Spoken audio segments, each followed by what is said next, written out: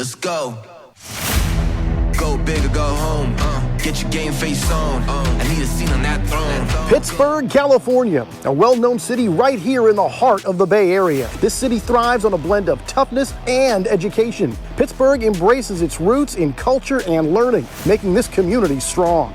We're home to the only local high school football team to beat De La Salle for the state championship. Pittsburg is driving growth in the East Bay, embracing innovation and education. Pittsburg is rich in culture, commerce, industrial manufacturing, and is home to Los Medanos College, the top community college within 50 square miles. LMC is a springboard for success. This is where future stars and leaders get their start. Whether it's on the football field or in the classroom, LMC knows how to produce winners. You get out what you put in, and at Los Medanos, they put in the work day in and day out. It's a breeding ground for success. So on that note, let's welcome all of you to Pittsburg, California. Let's go. Go big or go home. Good afternoon and welcome to Pittsburg, California, where today the home team, Los Medanos Mustangs, host the Anza College Lions. It's a battle of the Pac-7 Conference. And it's Anthony Schultz along with Dan Wall. It's the 50th anniversary of LMC. So glad you could join us. Dan, we got a couple of really good teams, just one loss between the two. And, of course, the Lions of De Anza coming in undefeated. And let's talk about those quarterbacks first. Antavius Jackson, what a year he's having, really playing like an MVP. He is, but De Anza is kicking off. They threw it at us real quick today, Tony. So we'll talk about Antavius when they get the ball, but we're going to talk about Garrett Deathridge. And here comes the kickoff, taken at the goal line, coming across the 15, hit and bang down there. Good coverage by the Mustang kicking team, and that's where the ball game starts. First down and 10. That was Alex DeLeo on the return, and as you were talking about, so here we come, number 3, Garrett Deathridge, number 8 in the state in passing. And he's up against the number 4 passer in the state, and that would be Antavius Jackson as the LMC offense comes out. 3 wide receiver set most of the time. Barbadillo behind the quarterback, and a 1 tight end set for the Mustangs, who are rated number 11 in the state in total offense. Deathridge in that pistol formation, hands off, looking to go over that left side. Not a whole lot of room there. Back to the line of scrimmage, and that's all. It'll bring up second down. For Deathridge, he's smart, understands the game. The turnovers have been a bit of a problem. 5 interceptions and a fumble in those first 3 games, but they've still been able to win 3 out of their 4 contests, and he's, as Dan has said, put up some very good numbers. Second down at 10, same formation, trying to go up the middle again. Again, not a whole lot of room. This is going to bring up third down and long here for the Mustangs. That was Barbadillo again. Barbadillo, as we look at the De Anza College defensive lineup underneath the shot of the line of scrimmage, Barbadillo has rushed for 470 yards in the 4 games. He's their feature back. But we're kind of force him into a passing situation here, Tony, with 3rd and 9. Yeah, long yardage situation here. And here's Garrett back, looking, throws sideline, nobody home. Looked like he was trying to come out here to number 13, Richard R.J. Felder. Pass incomplete, that'll bring up 4th down, and the Mustangs will have to punt. I doubt that's how Chris Shipe wrote it up for the first drive here. Only a yard gained on those, and that pass had really no chance to be completed. So we're going to get a look at Antavius Jackson and the Lions offense real quick. And as you mentioned, Tony, about 5 times this week, both of these teams wearing the same colors. Looks like an inter-squad game. Yes.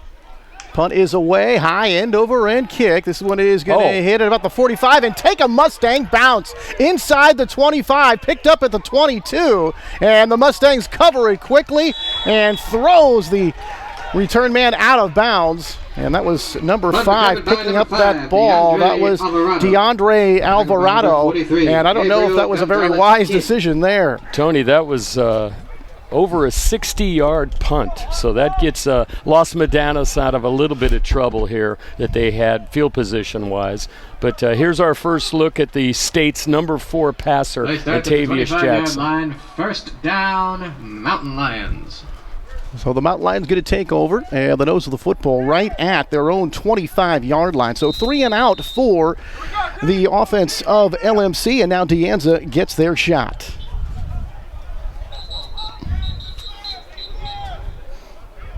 And the referee blowing his whistle right there. It's Kirk Mason in his 15th year. And the officials want to talk something over here before the Mountain Lions run their first play.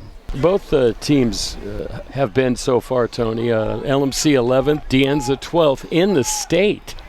Antavius takes the low snap, going to hand off and try to go up the middle, and finding it not a whole lot of room up there. Short gain, maybe a yard, and that's all. It'll be second down, call it 9 here for the Mountain Lions. Elijah Hadley, the ball carrier, and they don't run the ball very much, Tony, so that might have been just a little preview for us to set up something else. Mountain Lions. They've got a pretty fair amount of mileage out of that. It's just Antavius has been so good in the passing game. That's obviously what they feature. Here's from that shotgun. Antavius throws. He's got a man open across the 30, hit and dropped at about the 31. And the catch made by Elijah Evans Murray at a Fountain Fort Carson, the sophomore. And he got a pretty good pickup here. A little bit third down and very manageable. Very short pass in the flat to number 17, Murray. And good tackle coming up, making that stop, bringing up a 3rd and 4. Third down and 4 here, upcoming for the Mountain Lions. They need the 35-yard line here for a first down. 3 wide receiver spread to the near side. Contavious back, throws. He's got a man complete at the 40-yard line. That's going to be a first down.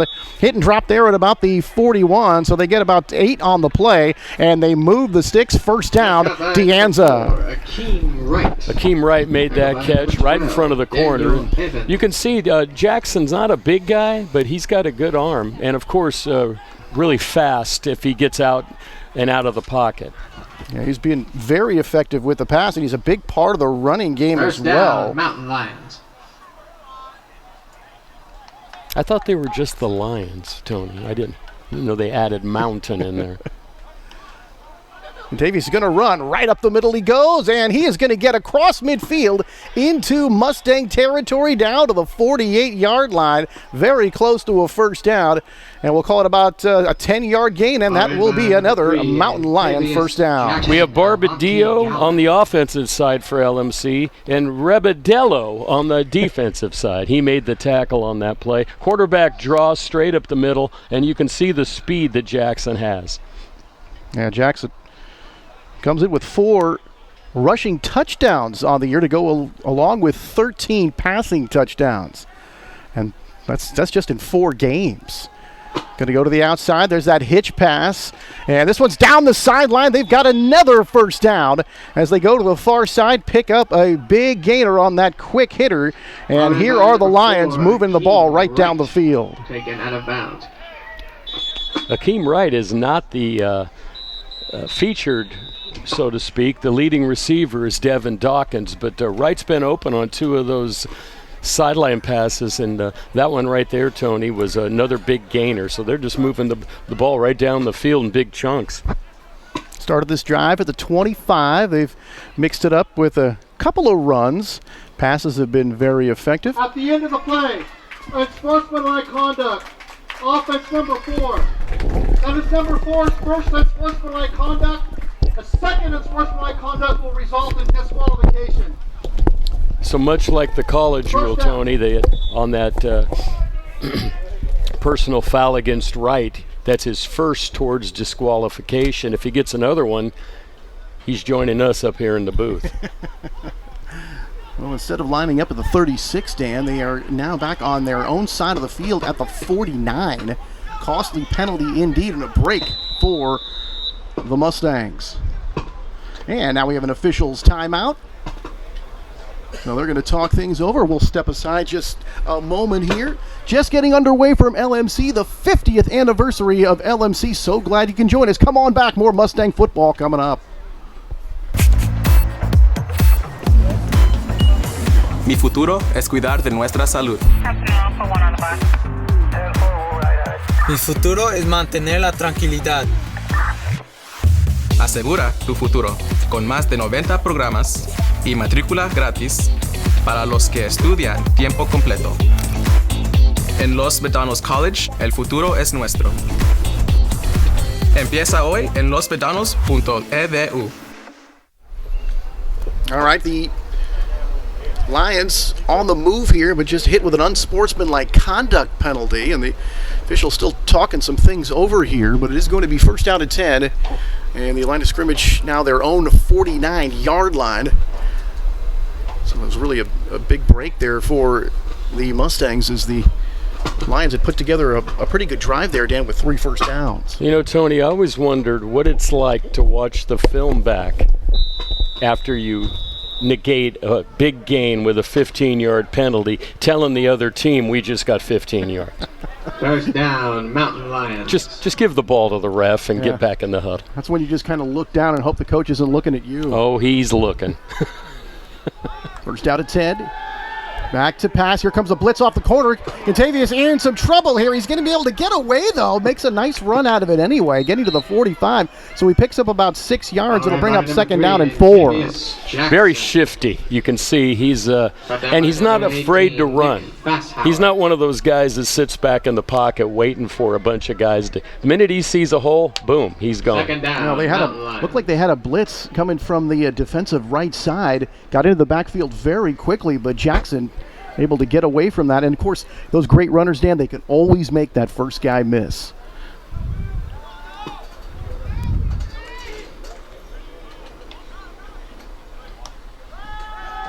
Jackson back, short drop, has a man. Over the middle, inside the 40, down to about the 38-yard line. A catch made by number 4, Akeem Wright. And Akeem Wright's been very busy here in the early going. Tackled by number 35. That's 3 for him already in the first quarter on his first drive. So that's the 4th first down of this drive. It began at the 13:24 mark at their own 25-yard line. Now inside the 40-yard line. Line of scrimmage at the 38 of the Mustangs. First down, Mountain Lions. A battle of the American Pacific 7. Jackson from the shotgun, looks, throws over the sideline. He's got a man. They're going to fight up for some yardage. Helmet pops off as he drives inside the 30-yard line. Close to another first down. Might just be a hair short. That's got by number 17, Elisha Evans Murray. Now Evans Murray makes his second catch, and he's the one who lost his helmet. And Javion Smith gets credit for the tackle, but really, it was the offense pushing the defense back that time. Yeah, it was. Anza is out for one play, new equipment. Oh, you have to leave when you lose your helmet, Tony. And that was a nice call by you, saying that he was a hair short because he didn't have his helmet on. Oh, very damn, cute. I missed that one. Yeah. Thank you for pointing that out. Second down, Mountain I keep score down here. All right, Jackson flanked by Headley. Second down and short here for the Mountain Lions. Headley going to get it, and over the right side, and not going to get very far. And really a good stout defense there. That was actually after a short gain. Jackson kept the ball. He did that long, drawn-out handoff and to fake everyone out. Then he went around the left side. He had me going the other way, that's for sure. That's the whole point, Tony, is to fool us first, and hopefully, or is actually to fool them first, then fool us. Just inside the 30-yard line for Anza on the LMC side of the football here. So we'll bring up third down and short. And they are going to hand off to Headley. Bounces it outside. He's got the first down. Headley is tripped up as he gets to about the 24-yard line. So a first down run there, trying to see who made that tackle. Came up with that submarine stop. Headley. But Headley does have another first down for the Lions, and this has been a very good drive. 12, I think it was... It actually looked like it was either Gallen or Evans who made that tackle for LMC, but he got a good block to get outside the on that run. He just didn't have enough speed to get outside the corner to take that in. But still a first down, another first down for Anza, and they've had the ball for a long time here, Tony. Almost 5 minutes. First down at 10. Line of scrimmage at the 24-yard line of LMC. And here's Jackson going to keep it. Thought he was going to try to throw, but he's going to be corralled near the sideline maybe got back to the line of scrimmage, and that's all. And whatever they were running right there did not fool LMC. Lorenzo Mayfield came across and manhandled Jackson on that run. I asked Chris Shipe, the head coach of LMC, are you going to try to keep maybe a little spy watching this guy? And he said, we don't have the kind of linebackers to dedicate to the one guy. They have to play their role. So it's going to be interesting throughout this game, especially it's so hot. It could wear some people down. Chris Shipe, the head man of the LMC Mustangs, in his 14th season now as the head coach. Here's Jackson. No drop at all. Throws over the middle. He's got a man. Touchdown! And Anza strikes first. And they are on the board here with 7:09 to go. 6-0 Mountain Lions. Touchdown, Mountain Lions. Devin Dawkins, the feature wide receiver.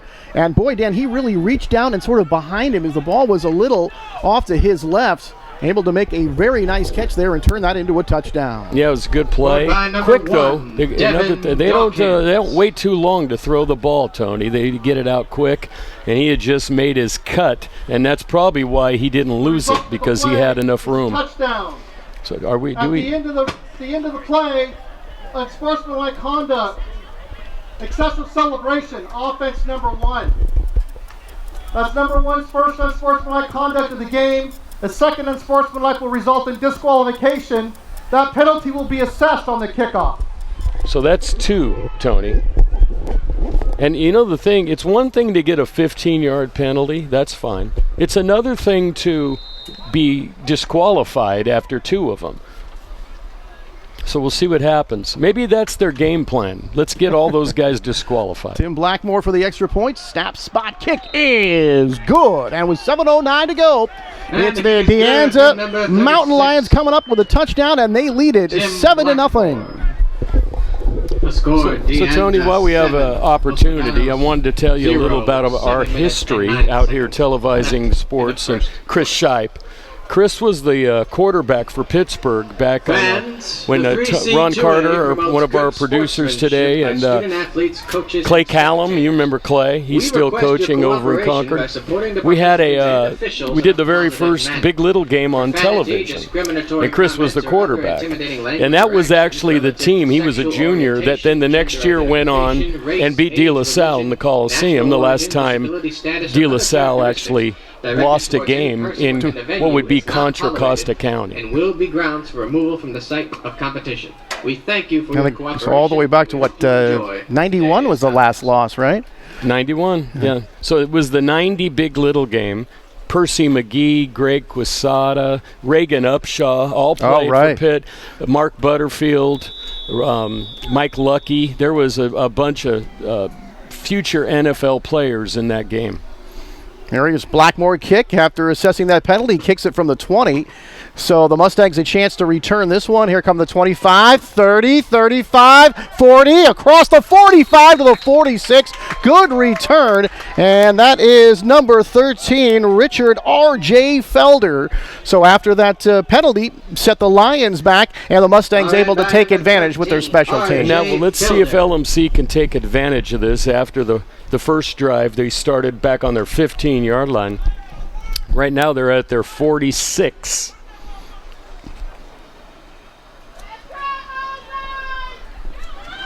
First down, Mustangs. So here come the Mustangs trying to answer that Dawkins touchdown after a very long drive that saw the Lions pick up 5 first downs.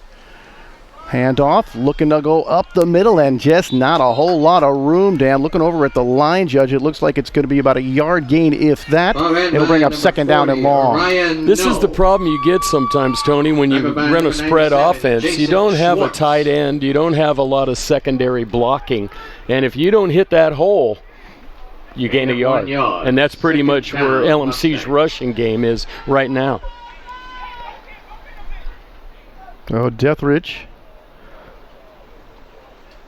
in that shotgun formation, setting a man in motion going to the far side. And on second down, he's back to pass. Here comes the rush, throws low, but it's corralled over there on the far side of the field at the 50-yard line. Pick up a few yards there, caught about a 5-yard gain. It'll bring up third down and a manageable 5 yards here for LMC. And the first reception for last year's All-State wide receiver Marcus Singleton, who had to go low to make that catch. But he did get a gain of 4, so it's 3rd and 5. Yeah, over 100 yards a couple of weeks ago. And 2 weeks ago had 65 yards ago. And now the LMC out of their stance a little early up on that front line. That'll cost them 5. 5-yard penalty. Repeat, third down. And Singleton, 1,300 yards last year. He's definitely the Mustangs' big play guy, and they'll try to sped him out, Dan. They'll get some quick screens, use some of those drags, and they'll always put him on the outside, trying to get that one-on-one matchup down the field. So this is going to set up a 3rd down and 10 following that penalty. They've got to get inside the 45 of the Lions here for a 1st down to about their 44. They're down and long. Garrett setting up a screen pass and a nice cut to the inside. They're going to leave them just a little short of that 1st down. It will be 4th down here, and you got to think they're going for it on the Lions side of the field. Jordan Barbadillo. Barbadillo took that screen pass, and you got to go for it almost here. If you're the Detroit Lions, you know you go for it, Tony. You know about that. Your Rams lost to them 4 weeks ago. Sorry. 4th and 2 here. Handoff, Barbadillo comes to the near side here, trying to turn the corner. He can't, and I don't think he made it. I thought he had it at first, and but he did have it. He ran laterally to the line and almost to the sideline. We're going to have to, he got it. He just barely got it. Yeah, Kurt Mason singles 1st down, so they roll the dice there on 4 and 2, and Barbadillo, who didn't pick up much, but he got the line to gain, and it's a 1st down here for LMC.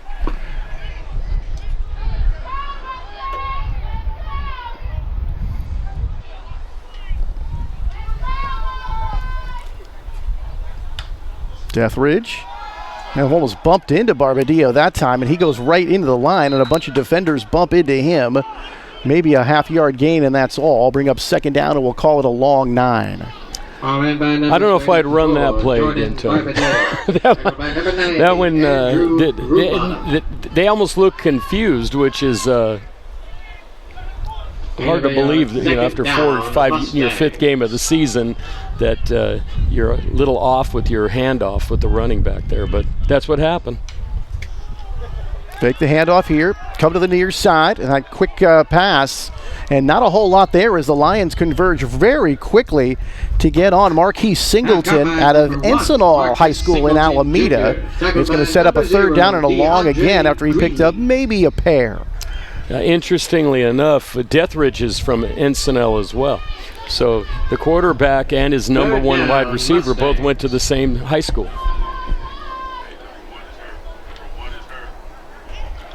Third down now. The line of scrimmage is the De Anza 40-yard line. Garrett in that shotgun formation. Sends a man in motion going to the far side. Garrett back, looks, fade pass to the end zone. This one incomplete. And good coverage down the field there for the Lions. Number 13, and on that play, on the coverage was Dempson Sampson, and he was right there with the intended receiver.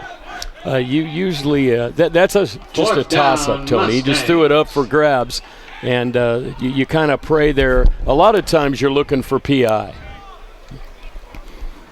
That time no call, and now it looks like LMC's going to punt. So 4th down upcoming here for LMC on the Lions side of the field, but they're going to elect to kick this one away. That'll be their 2nd punt of the ball game. And now whistle stop the play. Kind of a weird punt formation. Maybe a fake. This would be a good place for a fake if you're going to fake. Yeah, certainly on the opponent's side of the field. If you don't get it, it's not like they have fantastic field position. Last year, Tony, LMC beat De Anza at De Anza 55-14. So so far, and the main question was, are they better? And the answer, unanimously, was yes, they are much better. 55-14 would say they're better. Yeah. Of course, Dan, we have seen some of those situations where a team, say in the regular season, just tears apart. Then they meet in the playoffs and totally different. The field play clock is not operable. It will be kept on the field by the back judge.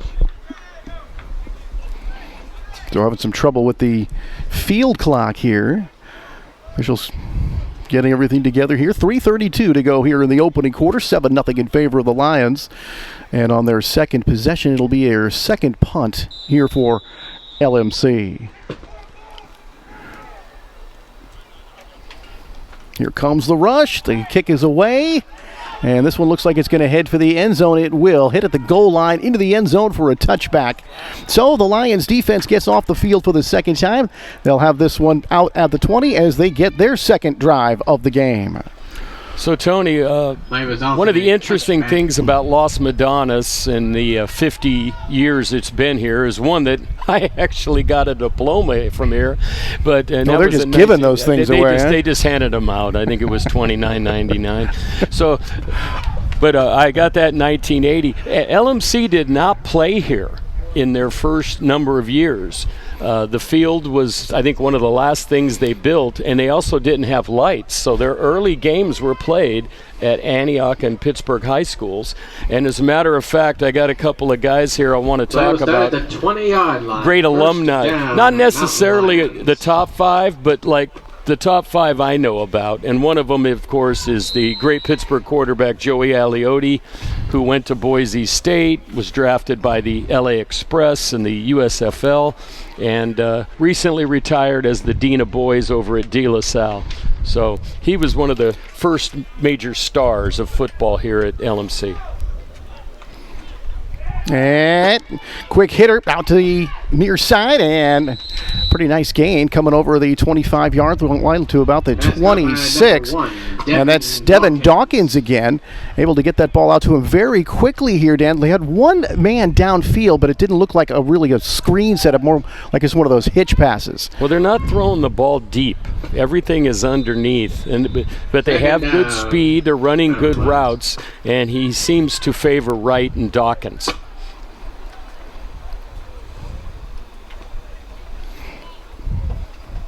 Looking at Avante Gallen out here, number 10. Here on the bottom part of your screen. Playing that right defensive end position. Kind of a sort of a stand-up linebacker / defensive end. Came to the Mustangs as a linebacker, but it's been the depth that's been an issue that's caused them to have to switch some people around. Tackle's going to be made after the passes the 31-yard line, and that will be a first down for the Lions. I'm a little surprised, Tony. Deanza's showing a lot more ball control than quick hitting ability there. Although last week they only scored, I think, 14 points in the first half and then went on to score 3 touchdowns in the second half. So Chow gets it to the 32-yard line. That's another first down. That's a quick hitter out here to Dawkins. He turns the corner, gets up the sideline, and he's past the 40-yard line and looks like he's hit and down at about the 43. That's going to be a gain of 11 and another first down here for the Mountain Lions. Once again, Tony, it's all a rack yardage. Out for one play due to equipment issue. So boy, that happened again. Came off. Yeah, so we've had 2 personal fouls and 2 helmet issues so far in the first quarter. So the Lions moving it again, already picking up a couple of first downs. 43 yards so far here on their second drive. Handoff, Barbadillo cuts it back up in the inside, and he picks up several yards. And actually, was that Mike Guzman, number 33? Elijah Hadley. Oh, pardon me, that was Headley, number 33. I'm looking at the wrong roster, excuse me. I got the rosters color coordinated, but the colors are the same. Yeah, they're color coordinated the same color. 5, second down, Mountain Lions. So we'll pick up a 5 here for the Mountain Lions. And we'll bring up second down at 5. Back to pass, throws. Oh, it makes a nice move there. Gets out across midfield into Mustangs territory and very close to another first down for Headley. Robledo was there to make the tackle that time, but as you noted, Tony, I mean, I really would like to know how far he's thrown the ball and how far they've run after they've caught the ball, because no passes went probably more than 3 or 4 yards past the line of scrimmage. Unless you're talking about the touchdown pass. Right, that's the only one. All right, Jackson, Headley flanked to his left. Third down here and short. And Jackson's going to take off over right tackle. He's going to have the first down as he's inside the 45 to about the 44-yard line of the Mustangs. Jackson. The left side, the right side of the line made that whole play happen, Tony. It was a huge hole for him to run through. Yeah, Stanley Roberts was hurt in the first game, a defensive lineman. And as I said, depth issues have been a problem for the Mustangs and they've had to, use some guys to play up front that are normally not defensive linemen. And so some guys are going to have to play out of position here. And, of course, the junior college as well as the high school level, Dan, you got to be able to do more than one thing. Absolutely. Here's a first down pass. Jackson looking, wants to step up. He trips up, and he is tackled. It looks like Alvante Gallant, the linebacker / defensive end, able to get him there. Tackled by number 10, Alvante Gallant. Yeah, it's nice. Actually, a sack, That is the end of the which is the first quarter. of the ball game, and we have our first break at the end of the first quarter. So after one here from LMC, 7-0 Mountain Lions. Come on back for the second quarter. Which is today being sponsored by the Los Medanos Athletic Department.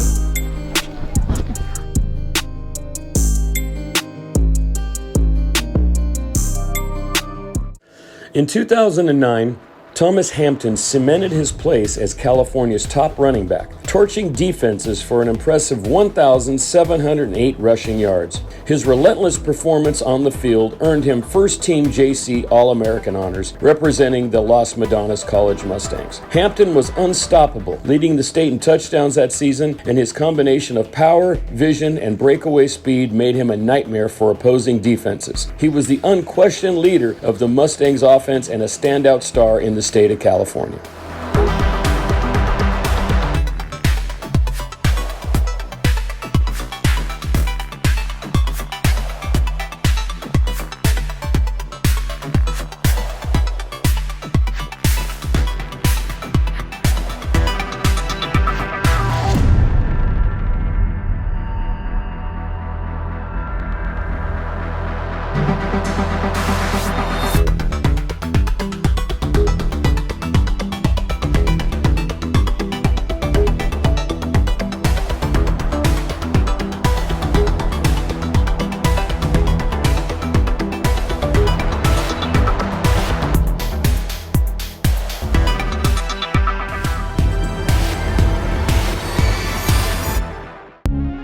With more than 90 programs, degrees and certificates, online, hybrid and in-person classes, and free tuition for full-time students. At Los Medanos College, the future is ours.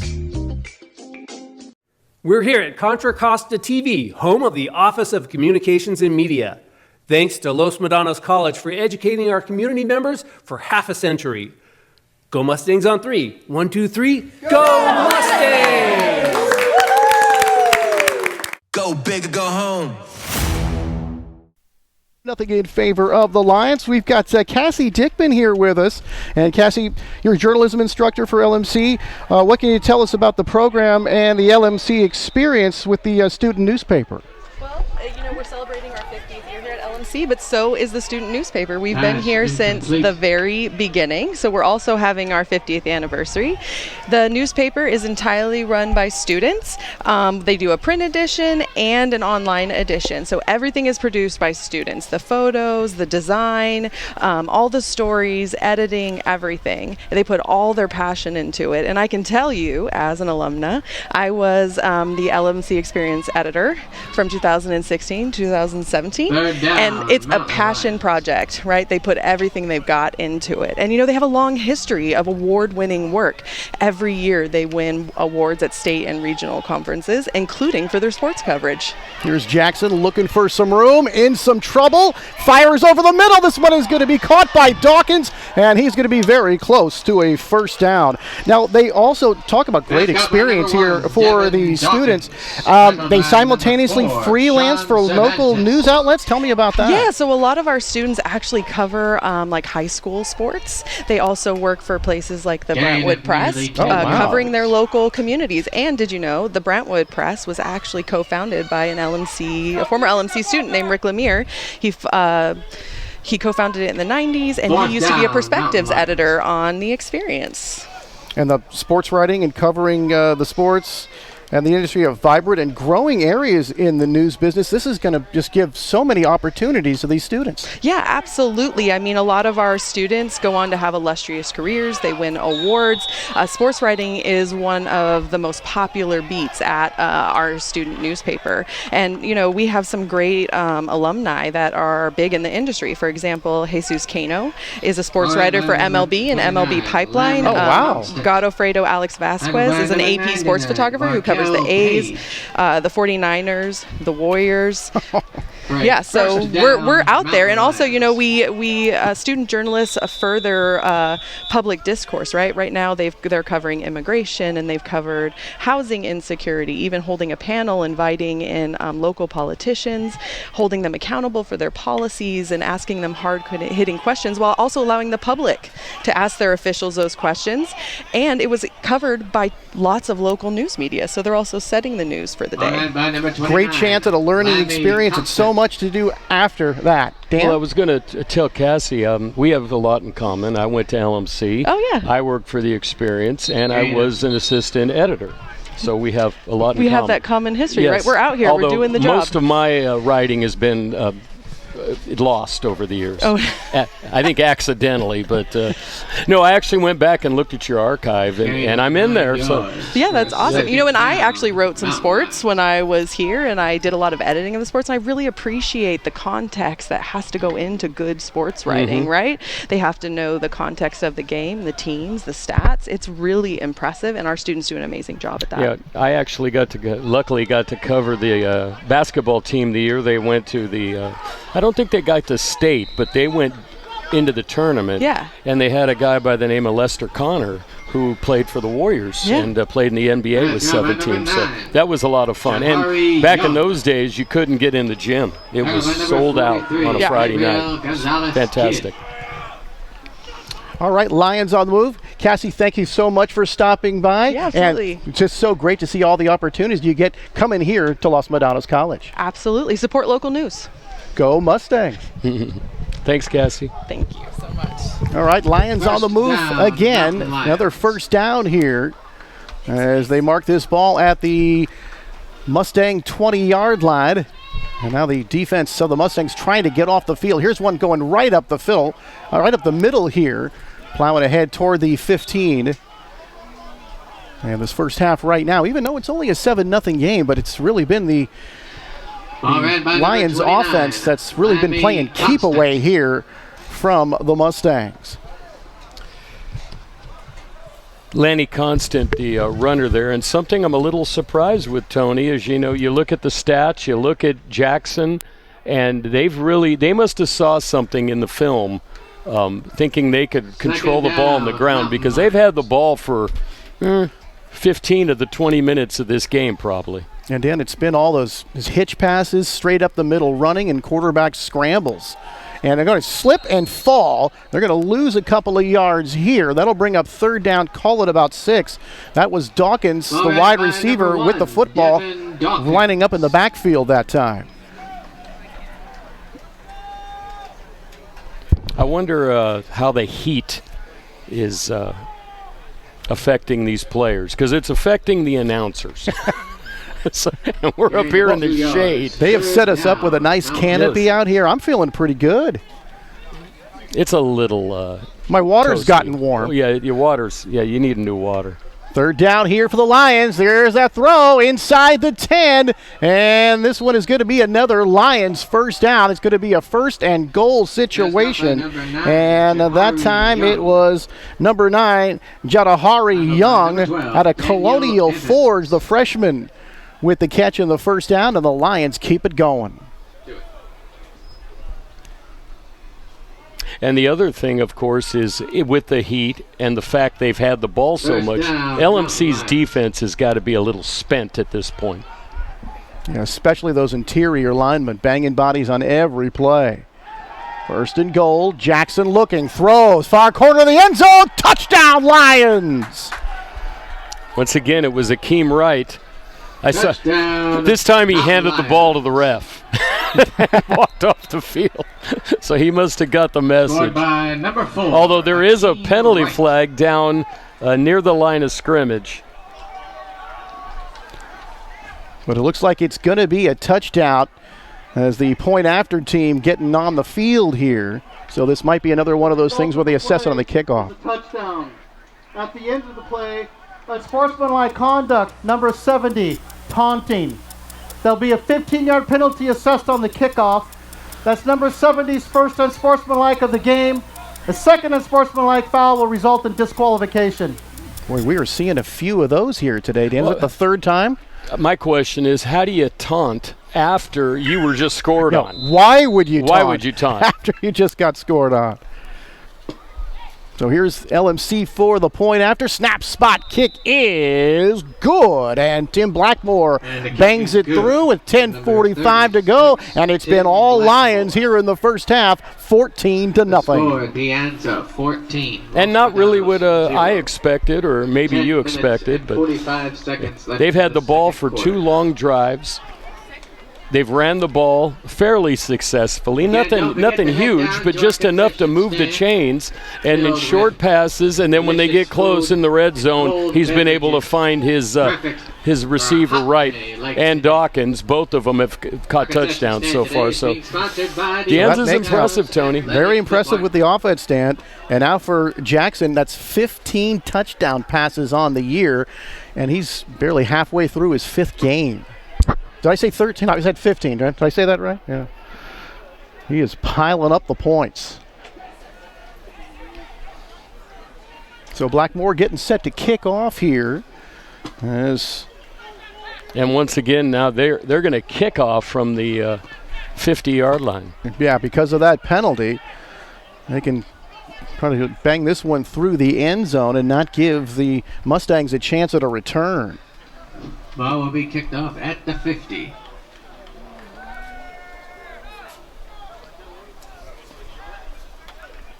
So that last drive covering 80 yards for Anza. And it's a right from Jackson touchdown pass. Here's that kick, and Blackmore will actually I think he might have just scored, yeah. Through the uprights that time. Wow. He's got the leg to maybe kick a 55-yard field goal, Tony. That was good from 60 yards right there. LMC needs, if they're going to stay in this game, they need to do something on this drive, something positive. They've only got a couple of first downs. They really haven't been able to throw the ball the way they like to or run. So let's see what Chris Shipe dials up out here on his third drive. All right, here comes that LMC offense. They're going to lean heavily on this offensive line. Nico Lawama, Jeff McCroy up there. And they need these guys to open up some holes and provide some pass protection.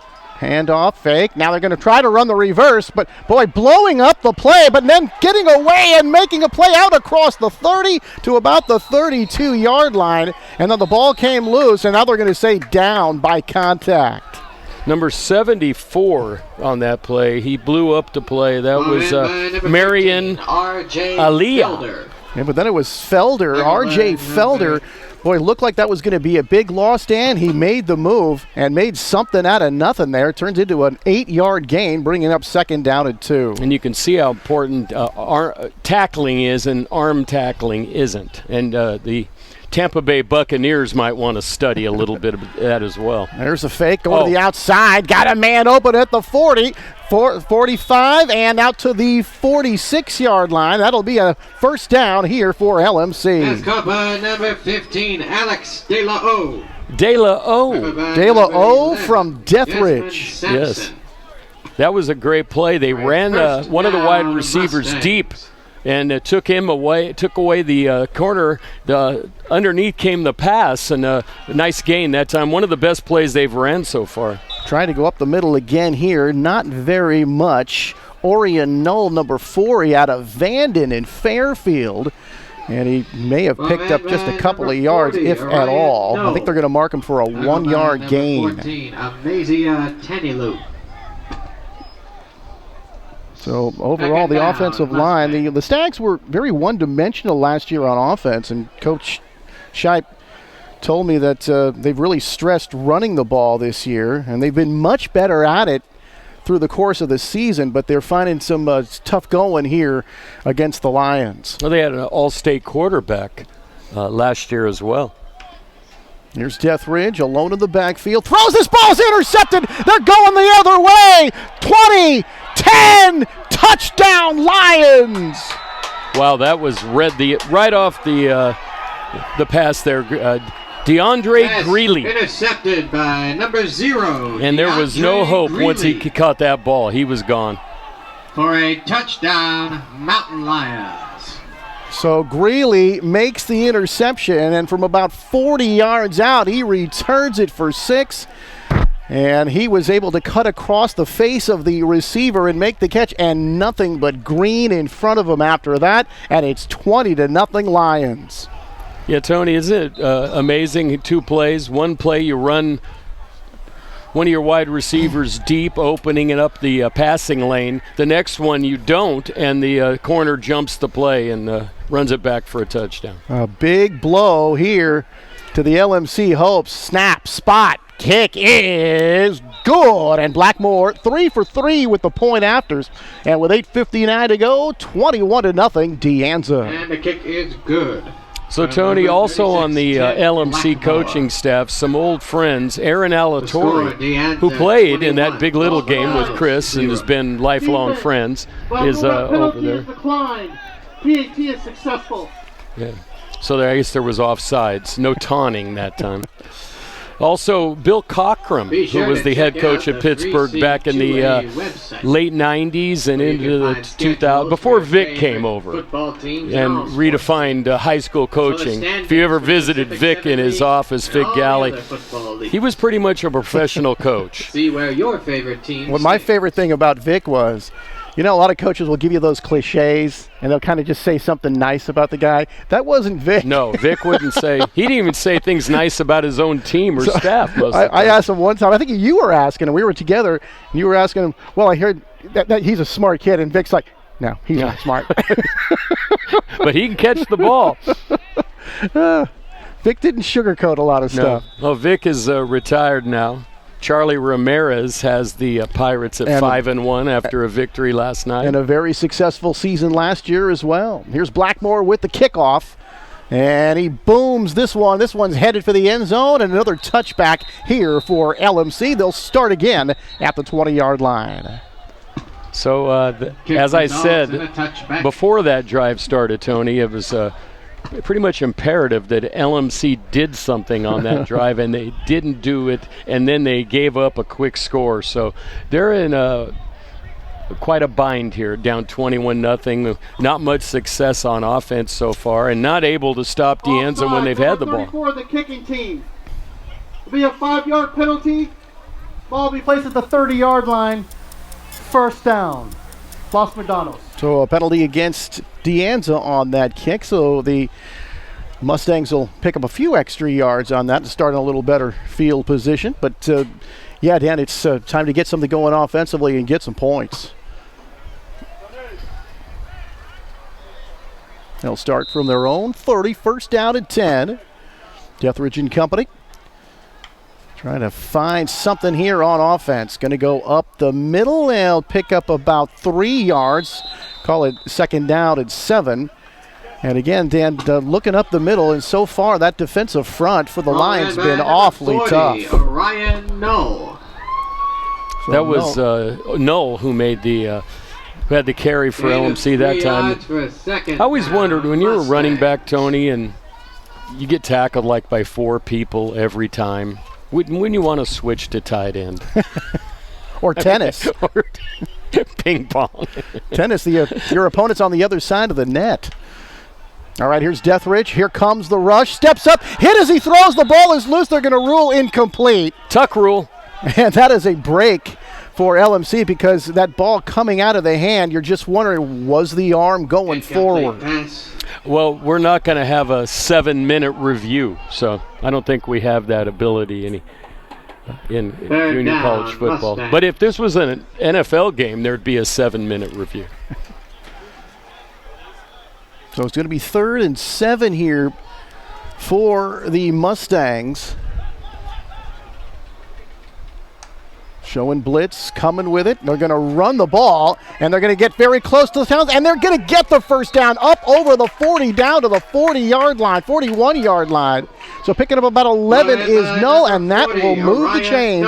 And you're wondering, Dan, running the ball there on 3rd and 7, were they thinking we're going for it on 4th down? It's possible, but they also have Null in the game now, and he's had a couple of runs, and that was probably their best run of the game so far. It was. But there was a hole there, nice hole created by the left side of the line. And he had 5 yards before he was touched. And Jeff McCroy, the left tackle, one of the most athletic guys there up front. Deathridge back under the rush. Now he's scrambling, retreating, grabbed, throws, and this one is out of bounds. Just did a good job there, Dan, to avoid the rush as long as he could and just dump the ball off. Yeah, you got to get out of that pocket, too, and when you throw the ball down there. Intentional grounding as the quarterback was outside the tackle and the ball reached or went beyond the line of scrimmage. Thank you, ref. I was just explaining that, but you did it better than me. So talking about Jeff McCroy being one of the most athletic guys. Dan, the left tackle, he can dunk a basketball and he can do cartwheels. Like literally feet over hands. Deathridge back. Here comes the rush. Looking for a setup, a screen pass, and the ball was floated a little too far for Null. And if he had caught that ball down, he did have some red shirts in front of him. He did. Incomplete pass. Sometimes that's a harder pass to throw for the quarterback because he's throwing over the line and there are people there as well, and he can't really see the guy. Whereas when you throw a screen to the outside, it's pretty much wide open for your receiver unless one of the defensive players is, like the previous touchdown. And set up pretty well, too, because they had those linemen coming in. It looked like they were getting a great rush, but that's a situation where the offensive linemen are saying they're kind of letting them go. And you got to worry about a lineman downfield. Deathridge back, throws over the middle. He's got a man in the slant pattern inside the 40, stays up on his feet until he gets to about the 35. Big play there, about 20 yards and a first down for the Mustangs. Singleton Jr. That was Marcus Singleton, one of the big gains in the pass game. That time, though, he had time to throw. Singleton was able to get open off the initial cut on his route, and big gain for the Mustangs. And Hand in the middle of the field, this time trying to run. And they've done that several times here today. That's Null again, and there's just not a whole lot of room. Orion Null. And Deanza. Number 6, Hosea Addison. Nice tackle that time from their line. When you one-on-one tackle like that, you're not going to get a lot of yardage. Usually it's a group effort. Especially in between the tackles, there's just a whole lot of traffic in there. Second down and 10. Deathridge back, has protection. Now it's breaking down. Able to scramble away. Now he's going to run. Deathridge inside the 30 and down to about the 27-yard line. So he made a nice play there with the scramble down. Dan making something out of nothing. 3, Garrett Deathridge. And he's not the fastest guy, but he's big. He's a lot bigger than you might imagine, bigger than Jackson. Mustangs. And at that time he showed pretty decent speed, though, to get there, and now it's 3rd and 3. Yeah, scramble worth 7 there. Boy, hard count. It nearly had the defense jumping, and I think they might have gotten back, and the offense jumped. I never liked that rule. I think if you come across and make the other team start, it should just be blow it dead. You did it, we did it. Why is it the offense's fault? Because your defensive end is 3 yards in the backfield. If he makes contact with an offensive lineman, it would be against the defense. I still don't like the call, Tony. Even though I like your explanation. So that's going to back them up 5. So instead of 3 yards to go, now they're 8 yards to go. Third down here. Deathridge looking, has time, steps up. Now he fakes. Now he's running. 25, 20. Stiff arm goes out of bounds inside the 20-yard line or right at the 20-yard line. That's going to be a first down for LMC. Yeah, showing a little wrinkle that we probably didn't expect to see as they've gained 25 yards on this drive by him scrambling. Kind of reminds me of what John Facenda used to say in those NFL films when the quarterback's running, a little salty dog. A salty dog, yeah. Procol Harum sang that song back in the 60s.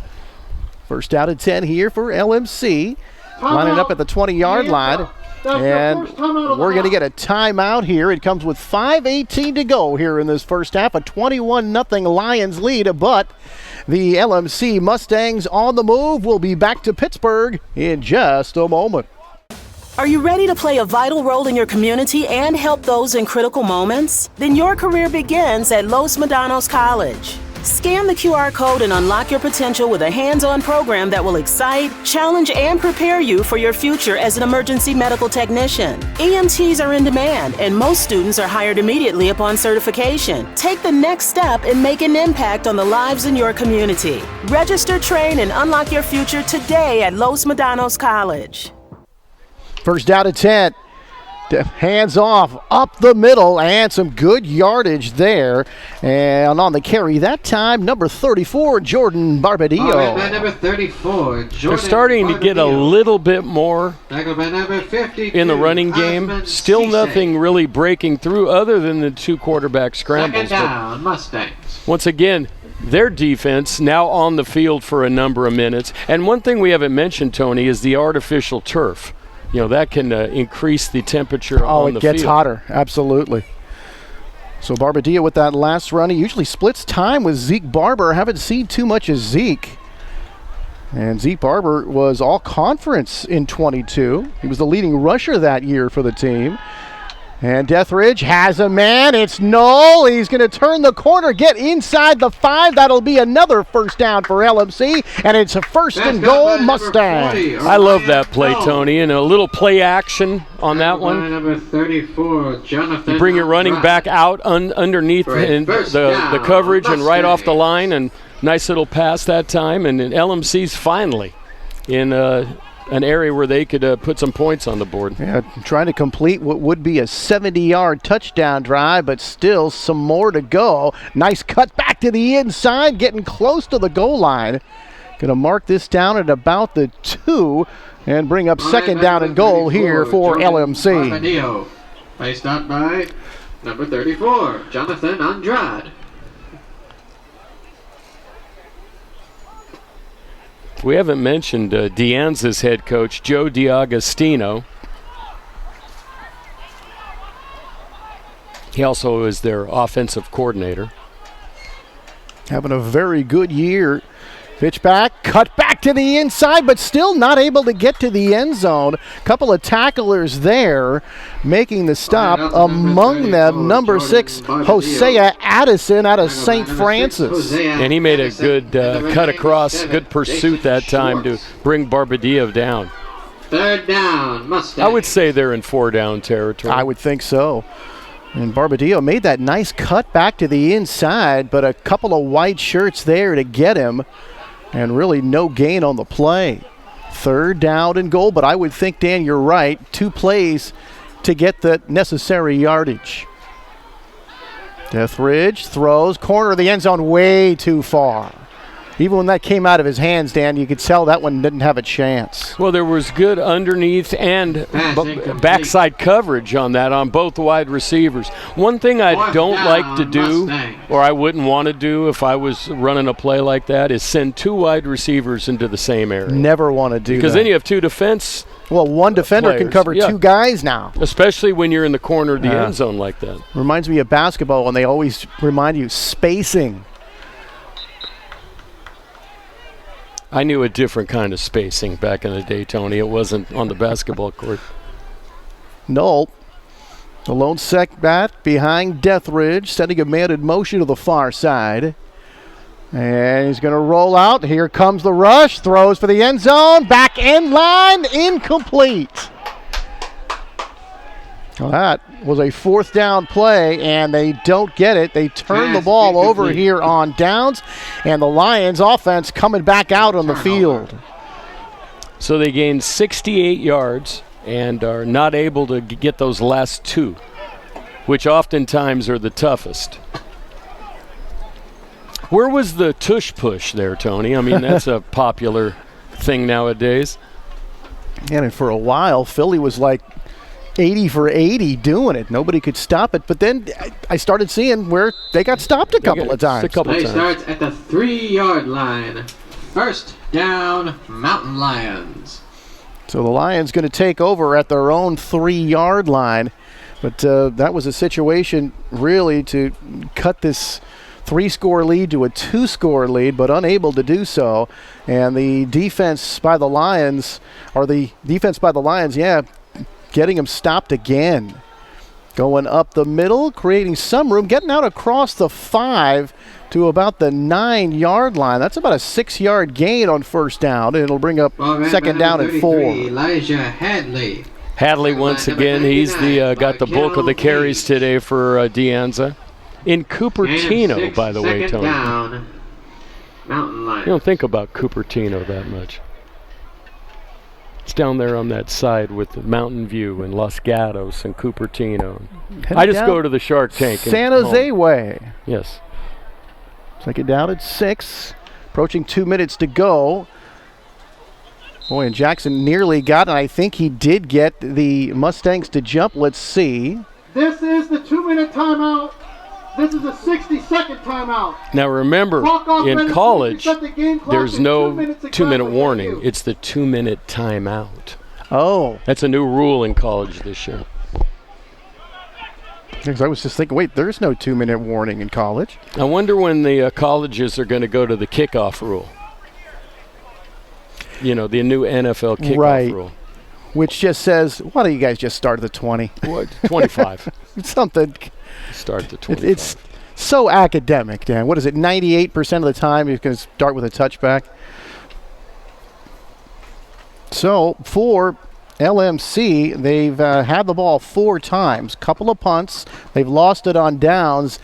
And in the middle of that, it was the Greeley interception return for a touchdown. By the way, Tony, I was talking about Lester Connor, who played here.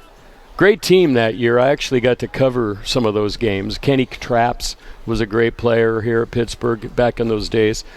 And Connor played for 7 NBA teams after he left the Warriors. He played for Houston, New Jersey, Milwaukee. I think I wrote Milwaukee twice, maybe only. Well, 2 different stints, maybe. He might have. Indianapolis. Totaling up the frequent flyer miles. And he finished with the Lakers. He was a great player. He averaged 25.7 a game here at LMC. And just to make it all the way to the NBA and to last that long. Not too many guys get to do it. All right, 2 minutes to go here for the Lions. They still have time to mount a drive. Jackson back, throws over the middle. He's got a man wide open at the 25. Tries to spin away from a defender. Gets a couple of yards after that.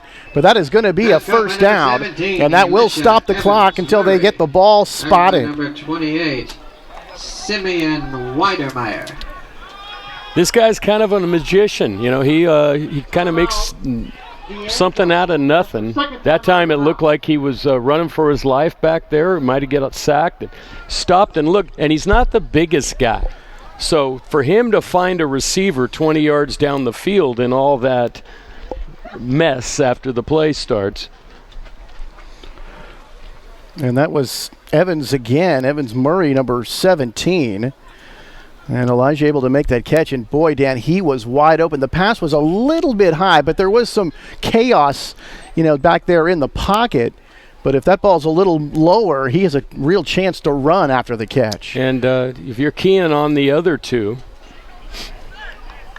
Dawkins and Wright, who have made a lot of catches out here tonight, and that third guy gets loose, and they actually run 4 wide receivers, so they're not using a tight end. Typical spread type offense that's very popular nowadays. All right, after I guess you could call it the 2-minute warning, the 2-minute timeout, as they say. And a low snap. Jackson handles it, sets up, throws deep down the field. He's got a man, and just a little bit too long inside the 20-yard line, looking for Akeem Wright, and he started racing past the defenders. And he's one of those guys. If he's even, he's leaving, and he was on that last play. Very fast. Didn't look like he was open initially, Dan, but then as the ball started to arrive, he started to pull ahead of the defenders, and really kind of a break there for LMC. Well, they can take their shots now, Tony. They have a 3-touchdown lead, only a minute 43 left in the first half.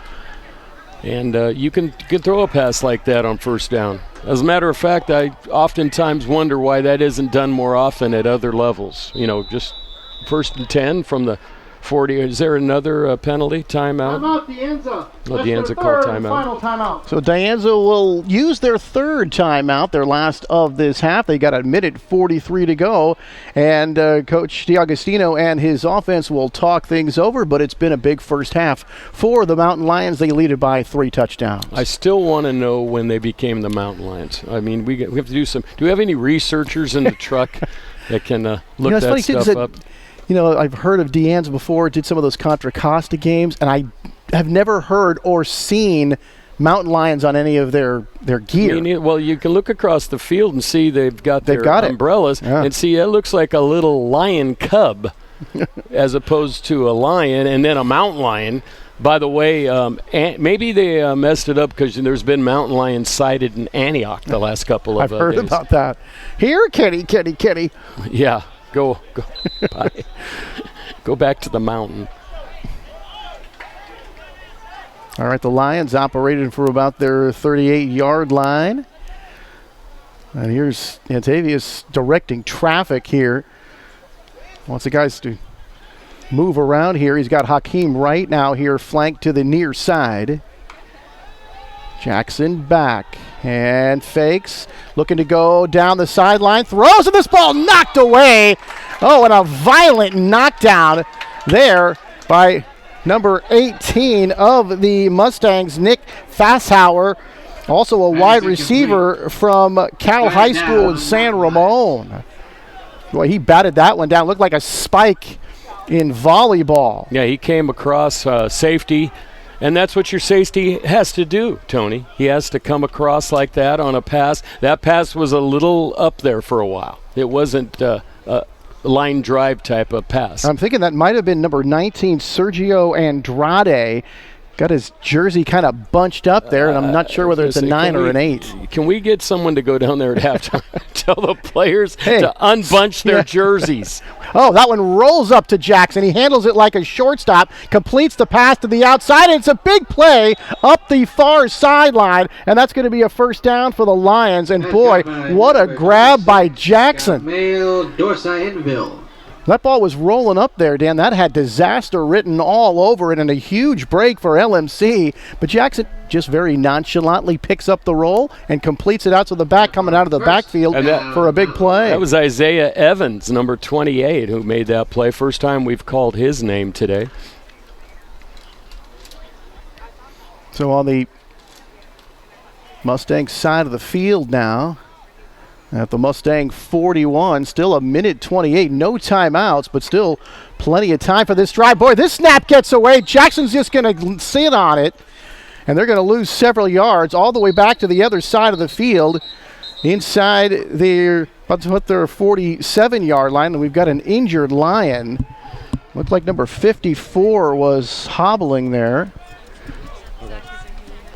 Peyton Anderson, number 54. Looks like, yeah, he's going to come off the field now. And when you are injured, you got to come off for at least one play. Kind of weird, though, to have an injury on a play where the ball was hiked onto the ground. And one thing I haven't been able to figure out yet, although it's probably you have to tackle him. In high school, when you go down, you're down at that spot. And as you move up the ladder, they make it you have to be touched on the ground. So they lose a couple of yards on that play. Going to call it 2nd down and 11. Good snap this time. Here's Jackson. Plenty of time. Rolling out here to the near side. He's got a blocker in front. Tries to turn the corner. Uses the straight arm. And he's going to pick up about 3. That'll leave a 3rd down and long situation here for the Mountain Lions. It's good coverage that time by the LMC defensive backfield. I kept pointing to Tony as a guy would break open, and boom, he was immediately covered. Boom, immediately covered. Jackson, one thing I like about him is his patience. Like on that previous play on the fumble, he just dove on it. It's like, we still got the ball. We can do something here. That time, no one was there. Again, 4 yards, get out of bounds, we'll go again. Yeah, the decision-making, such a key at the quarterback position. Here's Jackson back to pass. Got time. Throws. He's got a man on the outside. It's right. He's going to step out of bounds as he gets inside the LMC 35 to the 34. That'll be a 1st down. Move the chains and stop the clock. And here come the Lions driving again. Hold on. Is it 1st down? No, it's 4th down. Oh, pardon me. It is 4th down. I looked like the sticks were further back there. Yeah, remember they had that big loss on the fumble. That's right. So it's going to be 4th down here, and they need about 2 yards here for the 1st down. Let's see. Now the sticks say 4th down. The scoreboard says 3rd down. So we'll go with the chain gang here. 4th down and 2. Jackson back under some pressure, and down he goes. And on the sack, Prince Amajoyi, the 6'2" linebacker out of Hercules. His hometown is Berkeley, and he comes up with a huge play on 4th down.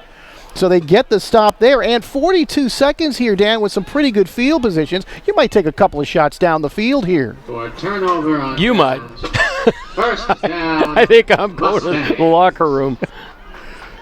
Because they're going to start from their own 41 here, Dan, and I'm not sure if they've used any timeouts or Well, not. You've got to remember, too, Deanza gets the ball, so maybe this is you might want to take a few shots here.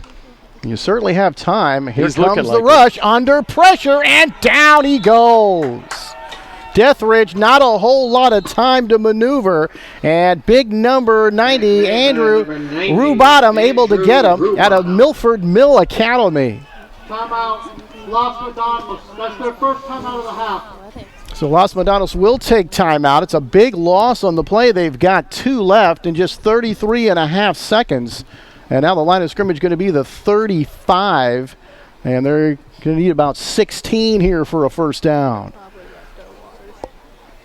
It's interesting, Tony. I don't know if you've seen this or not, but it's supposed to be 97 degrees tomorrow in Santa Clara for the 49er Cardinal game. And I heard something where that was the hottest starting time for a 49er game in their history. Yes. That's pretty hot because... That's very hot, especially in that place. They've been playing since, just after the Second World War? 1946. Wow. That was 1 year after the Second World War. Just Very good, just Dan. Want to make sure. I did go to school back over here. You took history over here, apparently. Deathridge throws, got a man out to the near side here, and going to be across the 40, out of bounds. And that is going to be Marquise Singleton. Marquise Singleton, Jr. So he's got some yards here. I'm going to call it 3rd down. Just out across the 40 to about the LMC 41. Just 29 seconds to go, but I believe they do have a couple of timeouts. The scoreboard says 3 timeouts for each team, and I don't believe that's correct. And Deathridge hit as he throws, and this ball is going to be incomplete. And boy, big bunt number 90 getting a good rush there again. Rue Bottom, 6'2", 260 pounds, coming around that offensive right side, and he's been a problem on this drive. He has. Shipe, the offensive coordinator, and we have neglected to mention Darren Freeman, Sean Timms, Nico Ariano. You keep saying my son wrong. My son's name wrong. It's Marquise. Marquise, not Marquez. Marquise. Y'all been saying that over and over again. So make sure you say Marquise. All right, 4th down and 10, and whistles blow this play dead. Delay a game. Offense. 5-yard penalty. Repeat 4th down. This penalty is going to go against LMC. Back there above 5. Just 22.8 to go here in this first half. And they're going to be forced to punt it away here. It's 4th down and very long here for the Mustangs. And going to get back in that locker room and regroup here for the second half.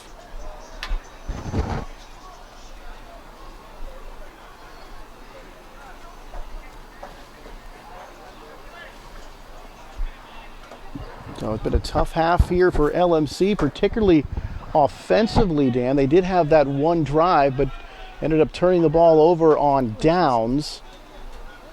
And of course, they gave up the interception return for a touchdown, picked off by Greeley, who returned it for 40 yards on the TD.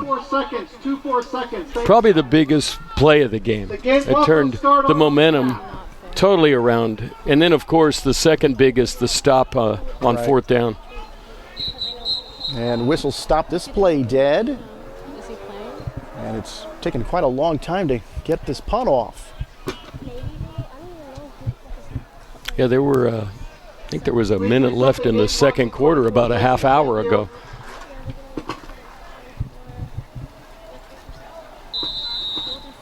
Thanks. You will too, it'll be great. I'm so sorry again. And the punt is away, high end over end kick. This is going to hit at about the 36 and take a sideways bounce and lay to rest. They're at about the 27-yard line, or make that the 30. It's near the 35. Actually going to spot this one about the 33. 12 seconds to go. Was somebody injured? And we do have an injury on the field. It looks like a lion back up near midfield.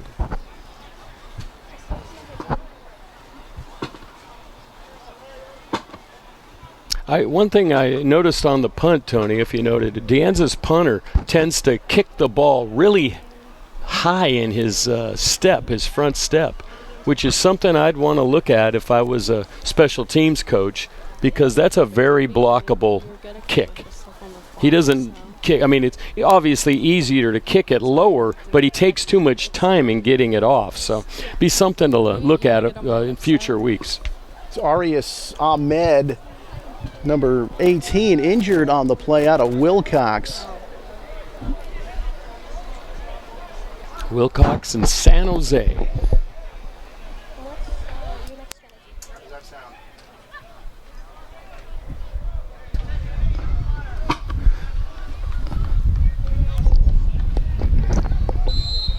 Hopefully they'll just take a knee, Tony. 12 seconds. Well, you would think so. Not a whole lot of time. No timeouts left.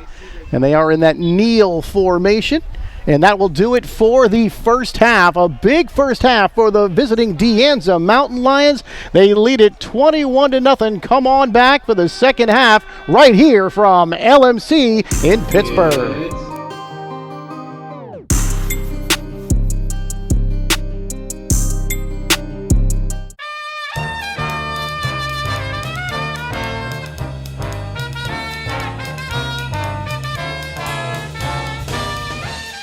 I came to Los Medanos College in 1988 to participate in the criminal justice training program. I served 29 years at the Concord Police Department, The foundation is right here at Los Medanos College.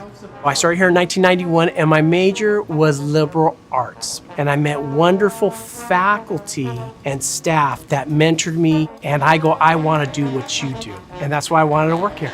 My entire family was part of LMC, not just me as an instructor at the campus. LMC has trained my 3 sons.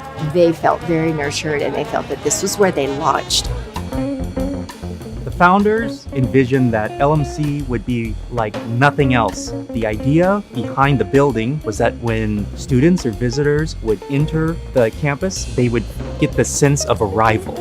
It looked like it had been dropped from a spaceship. And I just said to myself, yeah, I could work here. 50 years of really dedicated faculty and staff. It's their commitment to be here and put their best foot forward every year because they really believe that students are worth serving. Together, we make a difference in the lives of our students, not only today, but for years to come. It's not all about teaching students to make a living, it's teaching them how to live. What's important in life? What do you want to do with yourself? And so what we do as educators is help people answer those big questions and then also give them some skills that they can pay the rent while they're figuring the rest out. A lot of these people here are first-generation college students going to one of the best community colleges in the state and nation. I am actually a mechanical engineering major. Smart man. My major is child development with a minor in psychology. My goal with that is to be a teacher, and I wish to give back to my community that I grew up in. LMC students, they're motivated. And then when they come back and tell us about their success, it makes you feel really good. One of those opportunities, which has probably the most meaning for me as a faculty, is helping to develop the Umoja Scholars Program. I was hired 30 years ago, and at the time, Los Medanos did not have any learning communities at all. And now we're really known for our learning communities. We have 5 fabulous ones, the honors program that I work with, but also MESA for STEM students, the Puente program, the Umoja program, and the Transfer Academy. Learning communities pair curriculum and support and community together. I believe that the vision for LMC for the next 50 years really is about growth and change. There are so many things that we won't be able to predict, but I know that we're going to be right in the middle of what that new future looks like. And I can't wait to see what that day does for us. Happy birthday, Los Medanos. You look great. You've never looked better. The opportunity to impact the community and to do it for 50 years. It's quite a feat. I'm just proud to be a part of this, and I want to say congratulations. 50 years, here's to 50 more. Go Mustangs. Congratulations on 50 years.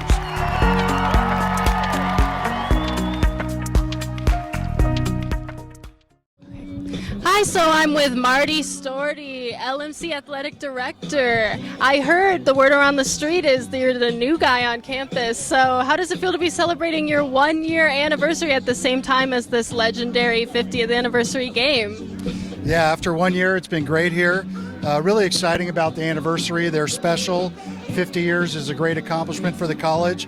And what's been unique is I've been able to learn a lot more about the beginning of the college, how it started, the vision they had, and then history on all the buildings, something I might not have had the opportunity to learn if I wasn't here during the 50th. Yeah, it's very beautiful. So how are you liking the team this season? Do you feel like there's a nice mix of new and seasoned players?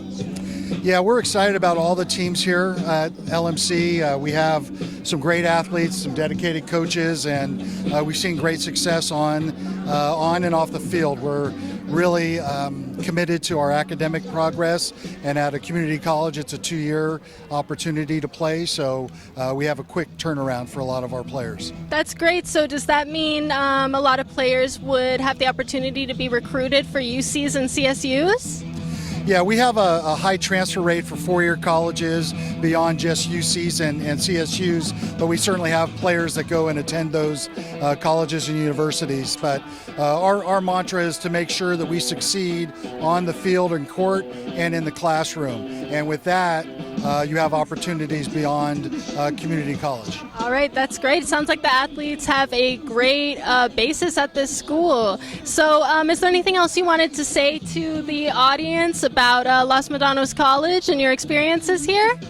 Yeah, we're building a great culture here. We've got great coaches, great student athletes. We have committed faculty and staff that are on the front lines. It's a very special place to be, and I'm really excited to be here.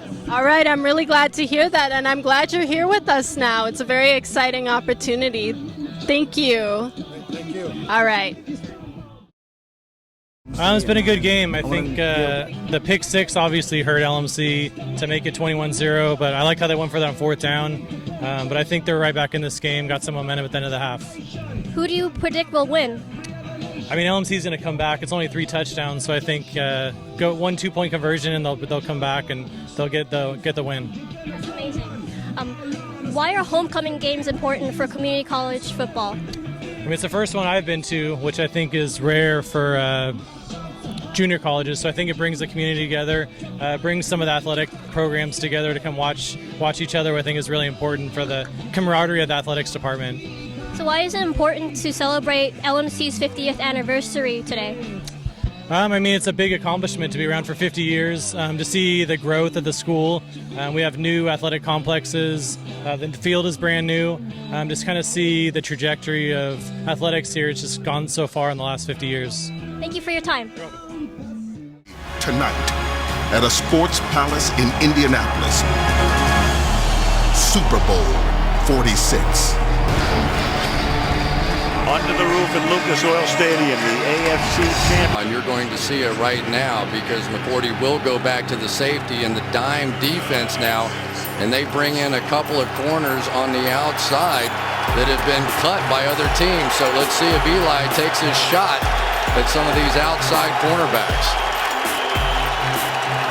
3rd and 6.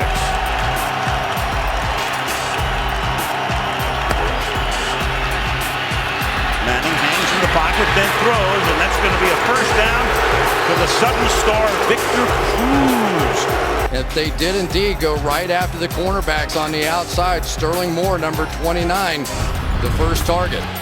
Boy, the Patriots are messed up in the secondary. Yep, moving around, little confusion there. And Manning is able to find Cruz, and then the ball is ripped loose. If there's no whistle, it will wind up with a flag down on top of it. Sterling Moore is the guy who knocked it away, made the big play last week in the end zone. He's scrambling around, and everybody was sitting there in his position. But here's Sterling Moore, who came up with the big play in the championship game, would have had a big one here, but the huge mistake nullifies it. He came here when he was a kid and went to Michigan to send this one deep. Eli, he's going to launch one deep, and it's incomplete. Intended for Mario Manningham. First time he's targeted him tonight. And the rookie Sterling Moore with the coverage. First down, and now they'll kick again. It's a great read by Eli. They ran quarters coverage. He threw the post, which is the right way to go. And I thought Manningham had a shot at that one. Let's see if he gets, Sterling Moore kind of gets his hand in there. Penalty half the distance. That's a 1st and 12. Giants come on the blitz, and the pass is caught at the 8-yard line. Walker takes it out to the 9-yard line. 40 seconds. Brady almost goes down. Then the pass outside. That's caught by Welker. He gets taken down. He'll pick up the first down. And we'll run it back from the goal line. And Mr. Do-It-All for New England to the 21, and we check in with Michelle. 4-man rush. Pass caught at the 20, and that is Manningham, who gets decked 5 yards shy of the first down by Sterling Moore, the rookie out of SMU. They roll back, but Sterling Moore, you remember him last week with the huge play against Lee Evans, was what looked like the game-winning touchdown catch for the Baltimore Ravens in the championship game. But it was Moore that stripped it out of there, and he has continued to play well. 16 straight. 3rd and 8. Nowhere to go. He fades his deep routes, and when he does that, he leaves Eli nowhere to throw the ball. He's got plenty of room. Inside technique by Moore, but watch how he goes straight to the sideline. And by doing that, he drives himself out of bounds. Four-man rush. And that's interference. Is there a flag on it? It's incomplete from Manningham. Hit by Moore. Coughlin is crazy. Let's take a look.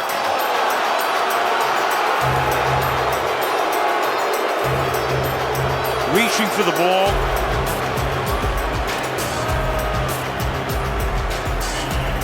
Has his left hand on the left shoulder. So a huge non-call. Four-man rush. Eli throwing into traffic on the sideline. They're going to rule it a catch by Manningham. Along the sideline, they're going to spot the ball at the 50-yard line. Let's watch his feet. Clean catch. Manningham, that's a first down, Manningham. And he'll get taken down by Moore. Pass to the outside. Here's Manningham. And Manningham will not be able to travel very far. Inside pressure that time forced the quick throw. Brady really had no chance, and that's Canny. To the Giants, to the mayor and the Tisch family, you're now world champions once again. Congratulations. Once again, the world champion New York Giants.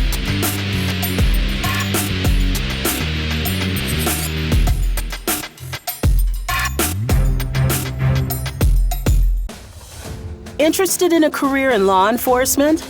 Your journey begins at Los Medanos College.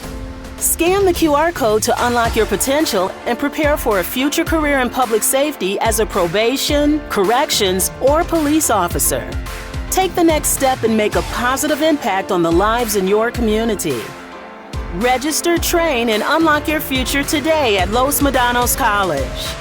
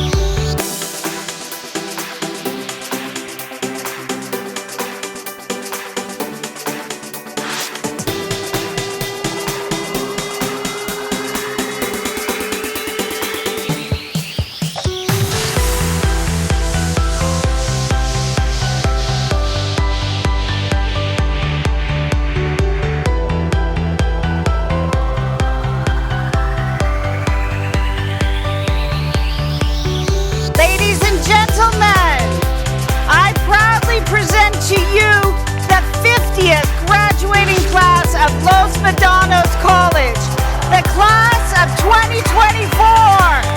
Woo!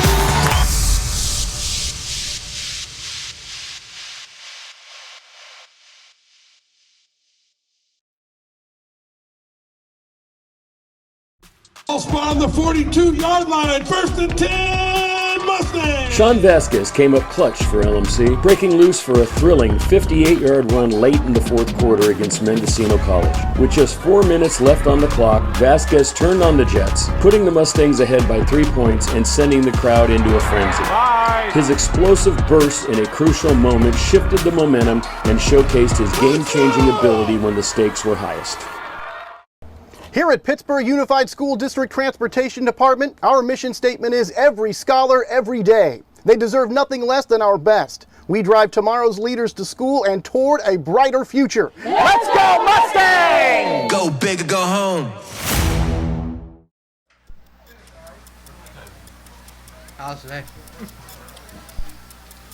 Favor of the Anza Lions. It is halftime here from Pittsburgh. Tough half for LMC. It was Jackson to Dawkins for a TD, Jackson to Wright for a touchdown, and then a Greeley interception return for a touchdown, and then LMC, after driving the ball 67 yards, stopped on downs. A rough half for the Mustangs. Dan Walls got the particulars. The turnover is the big stat in that half. Only one turnover. Only 105 yards Number one for Los ranked Medanos, a team that is down from Vanderbilt. Vanderbilt has 23, Alabama has 7. I didn't want to interrupt 2 minutes left in the announcement. second quarter. Alabama's losing. I hope you called your bookie this morning. There's the stats right there. 105 yards for LMC, a team that averages almost 400 yards a game. And, of course, 204 for the Lions, who have now been dubbed the Mountain Lions here since the game started. 166 yards passing for Antavius Jackson. So this is simple. They got to stop them, get the ball back, and score a touchdown. You don't need much color It's like when the experience. It's like when the manager gives you the 3-run homer sign. Yeah. It's like, remember our good friend, the guy that was the announcer. What's the guy's name? Boom, bam, Madden, John Madden. He would say right now, you got to stop them, and you got to score. So we'll bring that up. Showing some interesting things there at halftime, including, Dan, I look like some of those highlights from Super Bowl 46 when a couple of LMC grads playing in that great Super Bowl. Now that was the second one, right? That was the Mario Manningham game. I'm confused. Not the David David Tyree with the great helmet I catch? can barely remember Bart Starr in the Packers. But Sterling Moore and Dave Tollefson. Sterling Moore went to Deer Valley, and Dave Tollefson went to Ignacio Valley, and they both ended up here, and then both ended up playing in college, and then both ended up in the NFL. And both ended up in the Super Bowl. LMC to kick it off. There's a fumble. Ball loose at about the 17. Picked up by the Lions. And going to get out across the 20 to about the 22. And the Lions set up shop there, 1st and 10 for the first possession of the third quarter. Kickoff recovered by number 26. Tony, another guy that played here and was a champion in professional football, but not in the Super Bowl. Can you name the game he was a champion in? I cannot. The Grey Cup.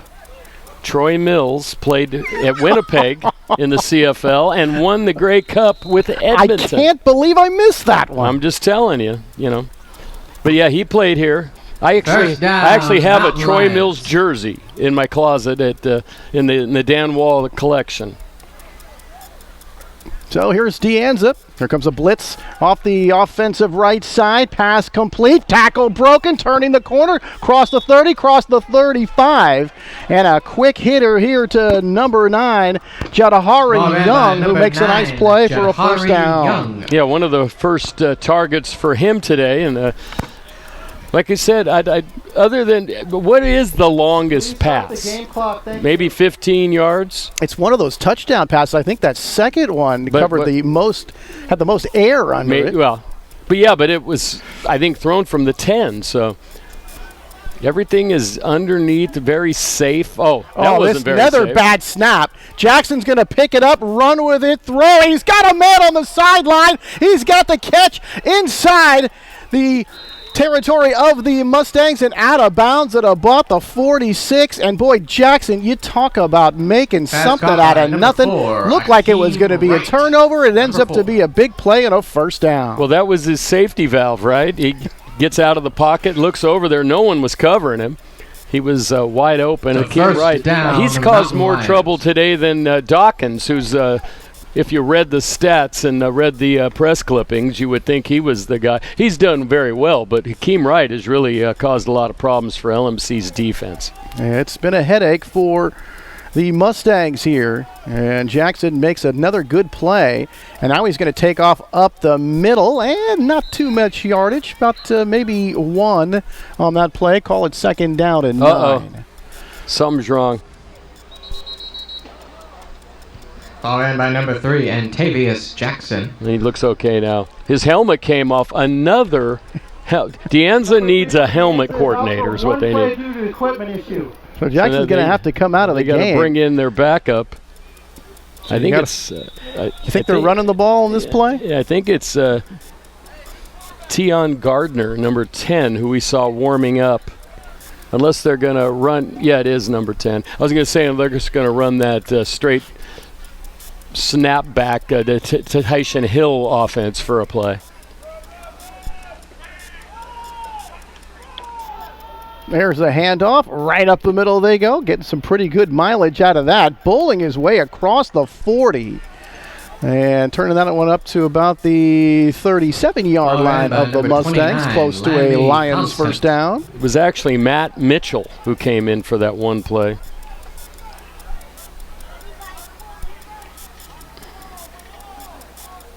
And Jackson's back in. I don't know. Jackson looked hurt on that previous play when he first got up. Maybe it was just the fact that he lost his helmet. But he got up and he's back. And now if helmet coming off counted, it'd be 21-21. And sportsmanlike penalties and helmets coming off today.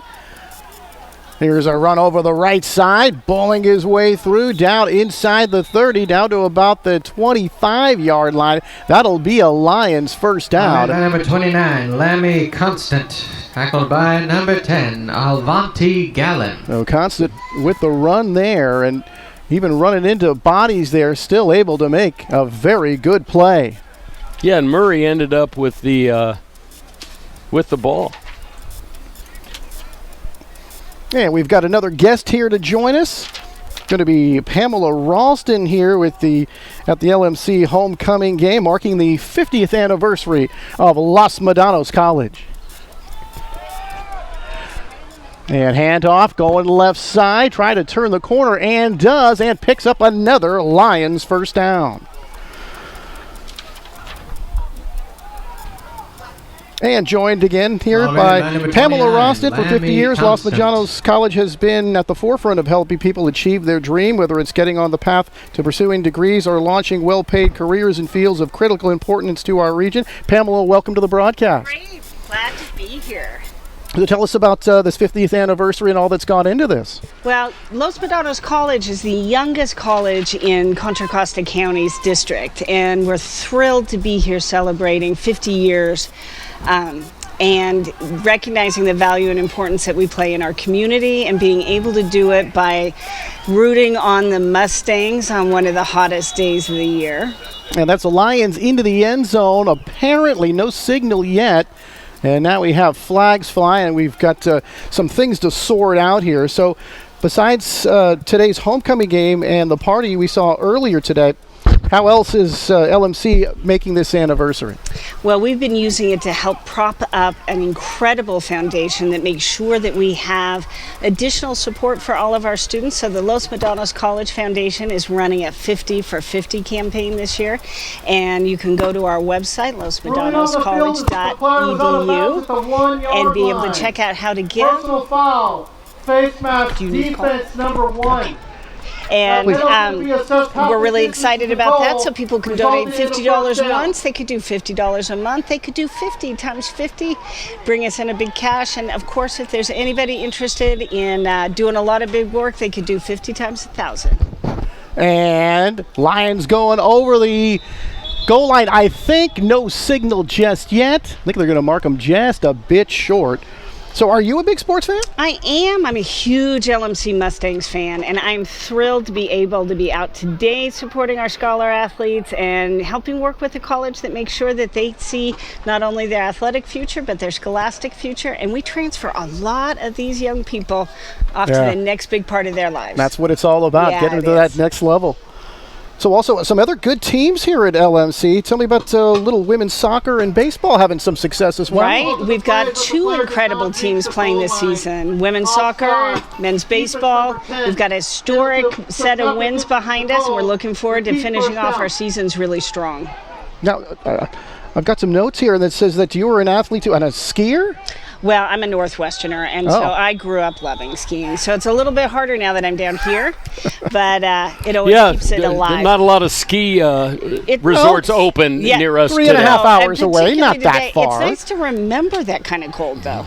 And looks like Jackson's going to be pushed into the end zone. Flags fly, and more stuff to sort out. Start. Offense number 71 was not set prior to the snap. 5-yard penalty.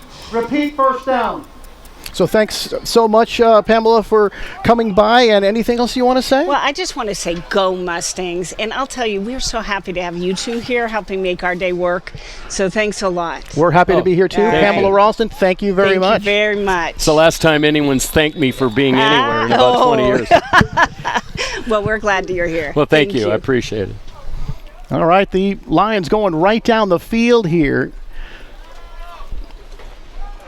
Looking to score touchdown number 4. Here's Jackson, swings it out a little too far.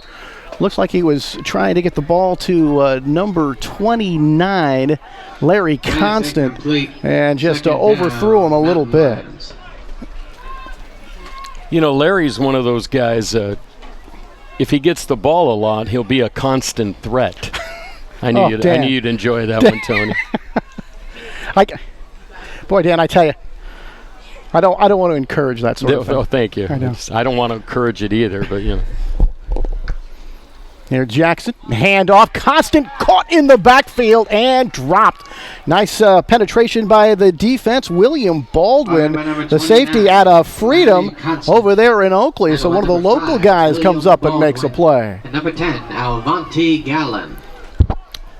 This last 6 or 7 plays, it was good to have a guest because everything on the field was a total mess. Offsides, procedure, face mask, didn't get in, didn't cross the line, not set. Here's Jackson looking, now rolling, throws for the end zone, and this one is caught for the touchdown, and the Lions score again. And this time it's number 17, Elijah Evans Murray, and we've called his name a few times here today, Dan, and now he's in the end zone. Mountain Lions. Well, you can just see after this first 35 minutes of play, Tony, these guys have a lot of weapons. And they're after this game, if it continues this way, they're going to get some consideration in the top 25 of this state, depending on what happens elsewhere today. Right now, Dan, still 9:41 to go in this game, so a lot of time.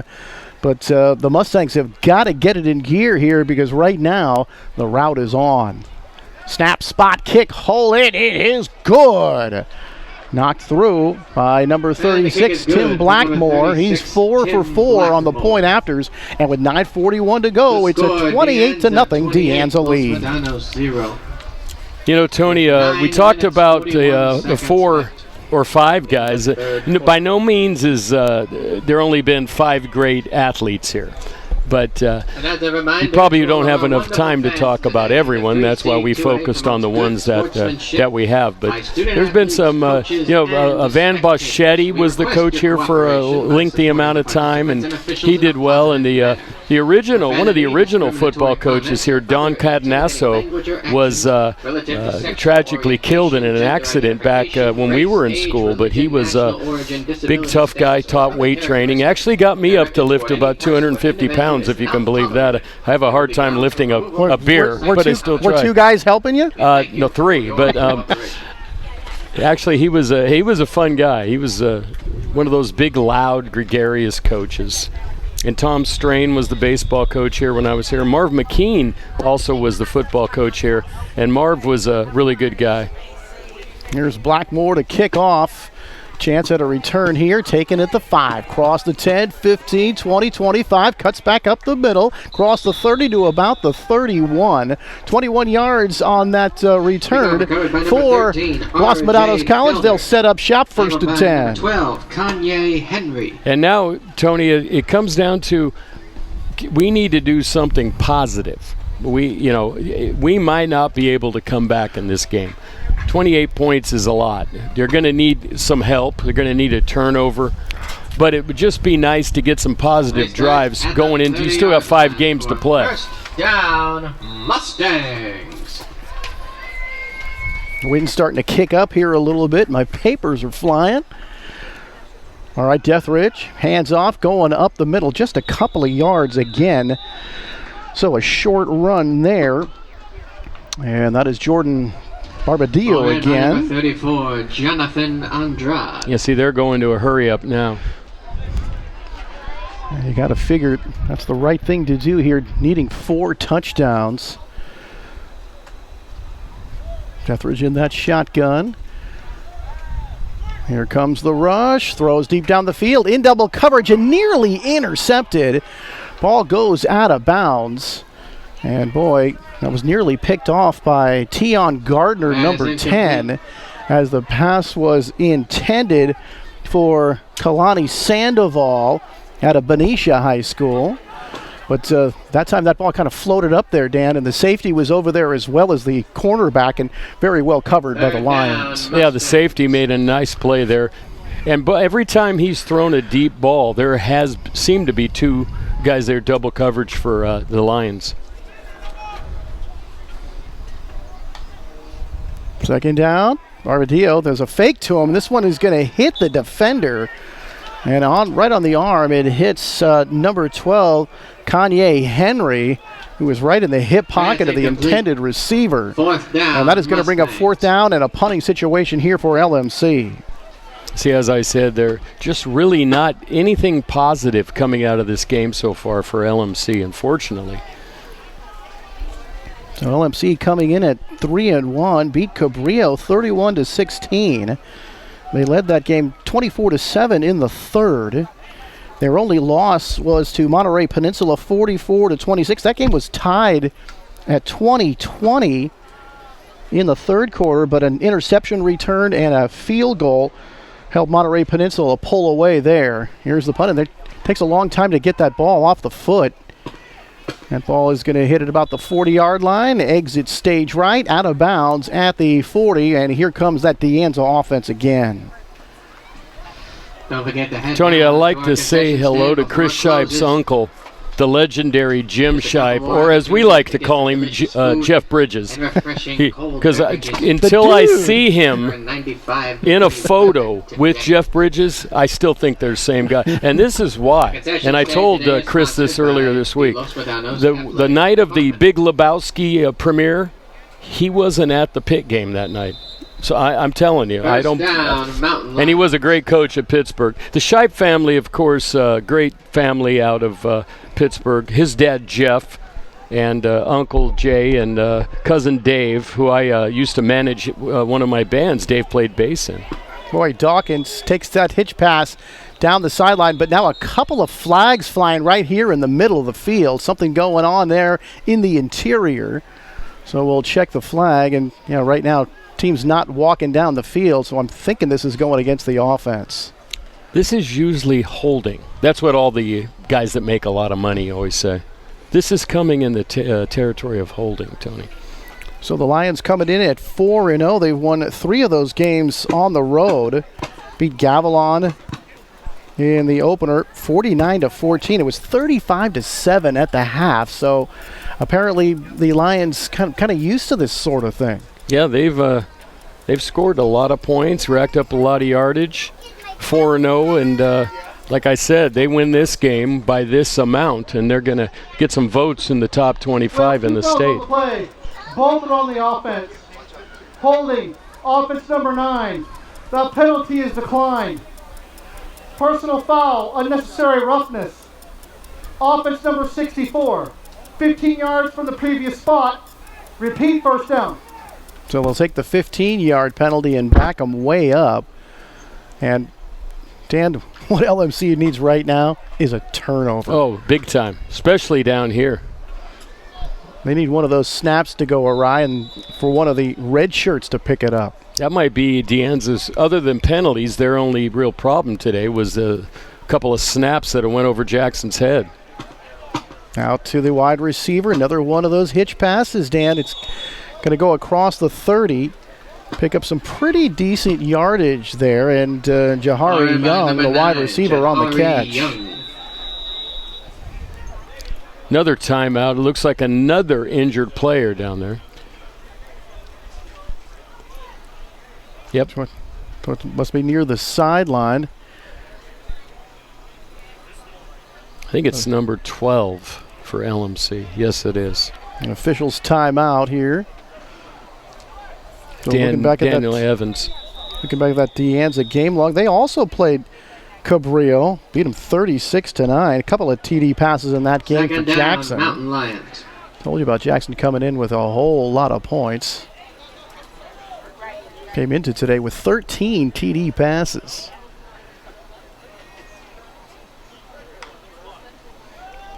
Jackson with time, throws for the sidelines, got a man, and a nice toe tap out there for Akeem Wright. And Akeem Wright's made a lot of plays today, including a touchdown catch. Just too much of a cushion that time, Tony. Came out 5 yards, made the catch, gets a couple more. That turnout to the sideline. And, of course, we've seen that if you don't make that pass with a nice zip on it, the defense could take it the other way. Third down, Mountain Lions. Inside, a 7.5 to go here in the third. LMC desperate to get a stop. Here's a pass, and this one going to be caught again. Young makes another catch, and it looks like he's going to have a first down. So even with that 15-yard penalty pushing the Lions back, Dan, they overcome it simply with some ease. For first down, Mountain Lions. Yeah, it's hard to believe they've won every single game with this same game plan, but it seems to be working out here today. Maybe it's you're trying to limit with the heat, guys running a lot, you're just going under, you're trying to find spots on the field. You don't want your wide receivers running 50 yards down the field every play. See, there's another one. Well, Young dropped that one, and it's going to turn into an incomplete pass. I think LMC was hoping that was going to be a lateral. Yes. But the LMC offense just has not gotten it together. Jordan Barbadillo came in third in the league in rushing touchdowns with 4, and Danny had been averaging a little over 80 yards a game on the ground. He's not coming anywhere close to that today. You got to give Deanza's interior line credit on defense for the stops they've made on him. All right, Jackson on first down. Chase looking, pump fakes, gets around a defender, crosses the 40, crosses the 35, and he's going to be out of bounds with about a 14-yard gain and move the chains. By number 3, and that just got to frustrate a defense so much, Dan. You look like the coverage is pretty good. You're not really able to get to the quarterback, but you're able to force him to one side, but then he just takes off and outruns the defense to the flank. He's sneaky, Tony. He's got that little thing, that little you can see he's well versed in all the little sneaky quarterback things like that one. Throw a little fake, boom, go around the guy. Lions on the move again. Big handoff. There's that throw to the outside. Cuts it to the inside. Another cut to the inside. Inside the 20. Inside the 15. First down, Lions. Oh, what a play. DeAndre Alvarado out of Oak Grove made that catch. And it's swing pass after swing pass after swing pass. And unfortunately for LMC, Dan, they can't come up and make that tackle. The coverage is allowing that 3 to 4 yard pass, and then when they come up, that tackle isn't being made, and then the extra yards is being gained. I bet you he's thrown the ball about 60 yards in the air, and they've ran 300 more without it. There it is again. Alvarado down the sideline. Looks like he's going to be very close to a first down, maybe a yard short. Bring up second down. Pass caught by number 5. And they haven't had to do much more than this. That's the thing. they've been able to just go, it's amazing when you think about it, because offense in most football doesn't really go by this philosophy. But if you gain 4 yards every play, you get a first down every drive. The math works out. Jackson flips it out and then hit hard and buried. Good quick tackle, and a little upset with that. Surprised that didn't draw a flag. But coming up with that hit, very quick, Nick Fassauer. Or maybe that was Sergio again. Then we got that sort of wrinkled jersey. But it looked like it was Andrade. Yeah, Young did not take too kindly to that hit. It didn't look dirty. Did it look like a head-to-head to you, Dan? No. He just wasn't happy. Sometimes I'm telling you, Tony, this is a lot simpler than some people make it out to be. He just wasn't happy he didn't get past the line of scrimmage. Good defensive play there by LMC. Jackson back with time. End zone, end line, touchdown Lions. It's Young, and he's got the score. And the Lions in the end zone again. And this one has really gotten away from LMC. It's now 34-0. And, it's interesting when you look at it on this. See, you got some guys cramping up now there in the back of the end zone. You look at they get down near the goal line within the 10, 15-yard line. Then they throw the ball with some air under it. He's thrown 3 passes. That was 25 yards in the air, 20 yards a gain, but 25 yards from where he threw it, and he threw a bullet right into the back of the end zone. That's where they tend to attack, but out here it's 5 yards, 6 yards. Let the guy run with the ball.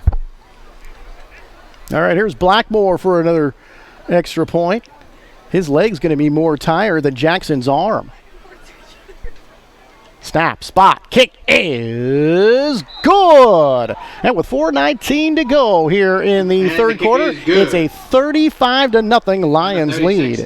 And Dan, one of the things that we talked about with the defensive line situation and that depth situation for the Mustangs, a lot of guys, some guys getting hurt, getting tired. They got to use some of the offensive linemen to play on the defensive line, and the pass rush just hasn't been there. But let's credit the Lions O-line with that as well. Absolutely. Well, it's a double whammy when you have a decent pass rush and you can't get to the quarterback, and then when you do get to the quarterback, he escapes every time. They have had a couple of sacks, but nothing major. They were 4 or 5 yard sacks. And it's really hard to get a sack when he gets rid of the ball in 1.5 seconds. And like you said, it's so much that short stuff. You just got to get your arms up there as a defensive lineman and hope you can, take away a throwing lane. And where they throw the ball a lot of times to the sideline, you got to rely on your defensive ends. Roy Blackmore with a good leg there. That'll go into the end zone, and the Mustangs will get it again here. 4:19 to go here in the third quarter, and they'll have it following the touchback of the 20-yard line.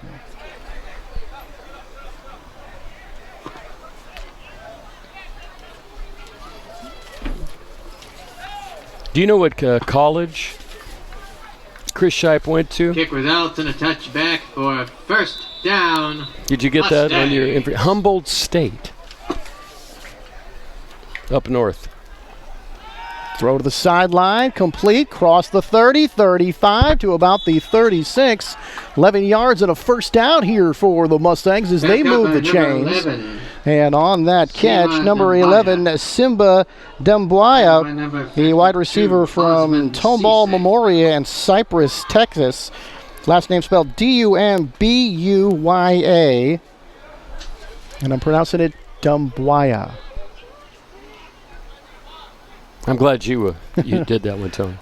First down, Bardillo breaking it to the outside, and he's going to be dragged down by that backside defensive end, and that's number 90 again, Rue Bottom, and he's made a couple of plays here today, and that time after the bounce out, Dan, he was able to turn around and catch him from the backside. Yeah, he's got some speed coming from that far side. He's lined up on the left end right now.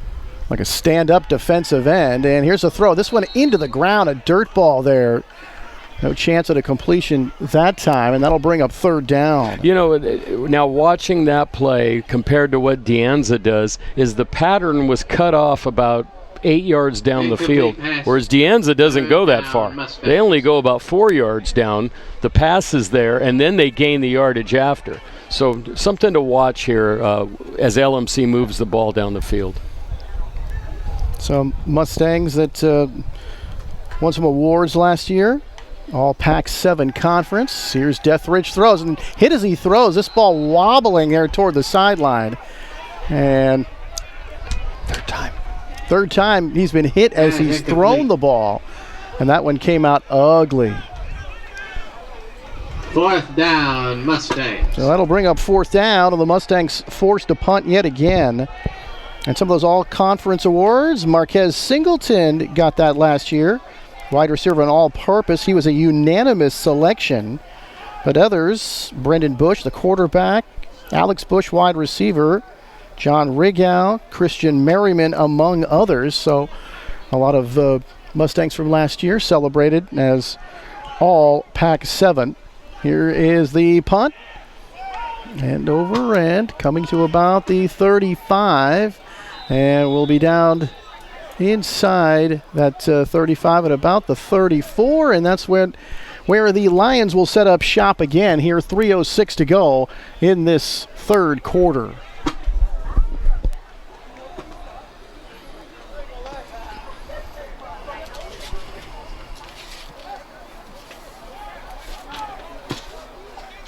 You mentioned Brendan Burke. He was all-state as well as Marquise Singleton. A lot of good players and still a lot of time left in this season. 32-yard line, first down, Mountain Lions. Still going to be above water here even with the likely loss today. And for Los Medanos on the 12th, they'll host Redwoods. There's another broken tackle out across the 35 to about the 37. Picks up about 5 yards on the play, and it'll bring up second down, and we've got an injured Mustang on the field. You know, one thing that's kind of sad when you look at their schedule is they don't play DVC. They're not even in the same league. I don't know if that has something to do. Don't play Contra Costa either. Yeah, it's very strange because when LMC played DVC in the good old days, there was a lot of people here. It was a big game. Now, I know it has probably to do with student population, enrollment, but still you could play them in a preseason game. You would think. I mean, it just, you look at some of the road trips that they make, Cupertino not that far away, but Yuba's pretty far away. Well, they got to go to Salinas and Hollister and Coalinga. And you got Siskiyous, Redwoods, Chabot. Chabot's pretty close over there in Oakland. Still tending to that injured Mustang. It's just interesting that you don't get to play a chief rival. Kind of like what is going on with the 942 college conferences that we have now. Yeah, with teams just all over the place. Well, you mentioned the Pac-7. This is called the Pac-7, and then there was the Pac-12, and then there was the Pac-2, and now it's the Pac-8, which could be the Pac-9. Yeah, we're going to go to a commercial. We'll be back after this.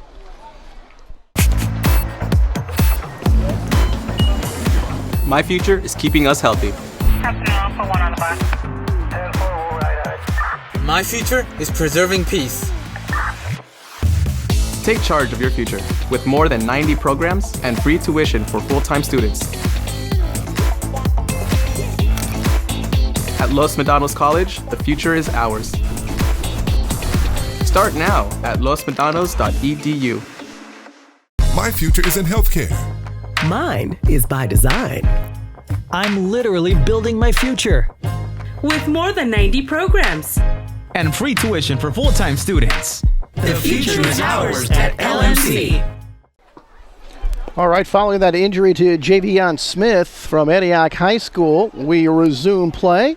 And here is De Anza trying to go up the middle. Not a whole lot of room. Kenny Chow, number 35, or actually number 33, excuse me, That is Elijah Hadley By number 12 for the Daniel short gain.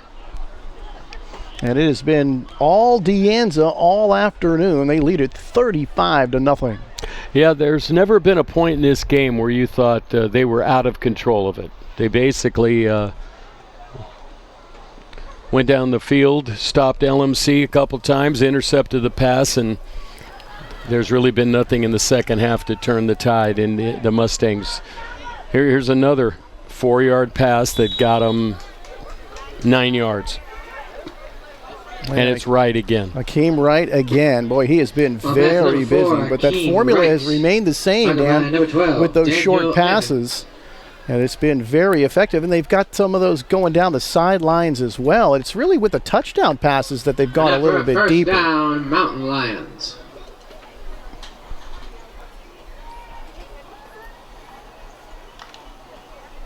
So the Lions will get Yuba. You're going to get a week off. And then on the 19th, they'll play up there. Actually, they'll host them. That'll be in Cupertino. Looks like Hadley again cuts back. Gets inside the 45 and finally dragged down there. It looks like number 8 on that tackle, Prince Amajoyi. Amajoyi out of Hercules.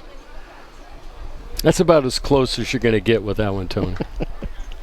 So funny because sometimes even the coaches don't know exactly how to pronounce it. I've had coaches tell me that. Go ask him before the game. You pronounce it so many different ways, you think there's 2 or 3 people. Here's Jackson scrambling, and boy, somehow making the shoestring catch inside the 40. That's going to be good, and right near the yard to gain for the first down. If they didn't know it, they did get it. First down for the Lions. Boy, nice grab out there. For first down, Mountain Lions. Gamal Dorisonville able to make that catch. Looked like that ball was going to skip off the turf, and he was able to get his hands under it for the catch.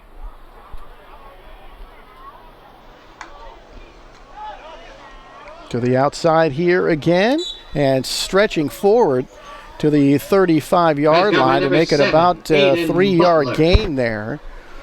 And a good second effort there. Would have been a very short gain. Still not a big gain, but that will do it for the third quarter. After 3 full, 35-0 in favor of De Anza. Come on back, fourth quarter coming up from Pittsburg.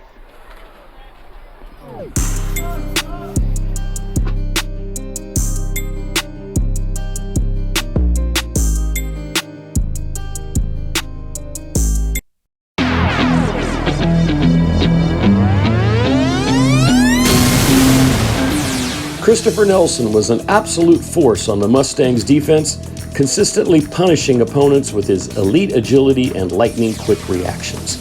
Standing head and shoulders above the competition, he used his incredible reach to dominate in one-on-one matchups, making it nearly impossible for ball carriers to escape his grasp. When offensive players collided with number 55, it was like slamming into a brick wall.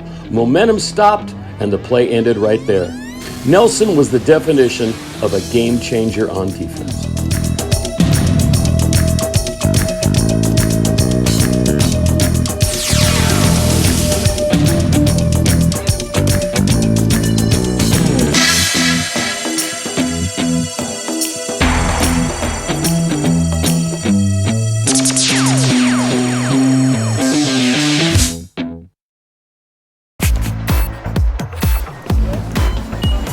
Mi futuro es cuidar de nuestra salud. Mi futuro es mantener la tranquilidad. Asegura tu futuro con más de 90 programas y matrícula gratis para los que estudian tiempo completo. En Los Medanos College, el futuro es nuestro. Empieza hoy en losmedanos.edu. From the campus of Los Medanos College, we empower students in academic and career success. The future is ours. Go Mustangs! Go big or go home.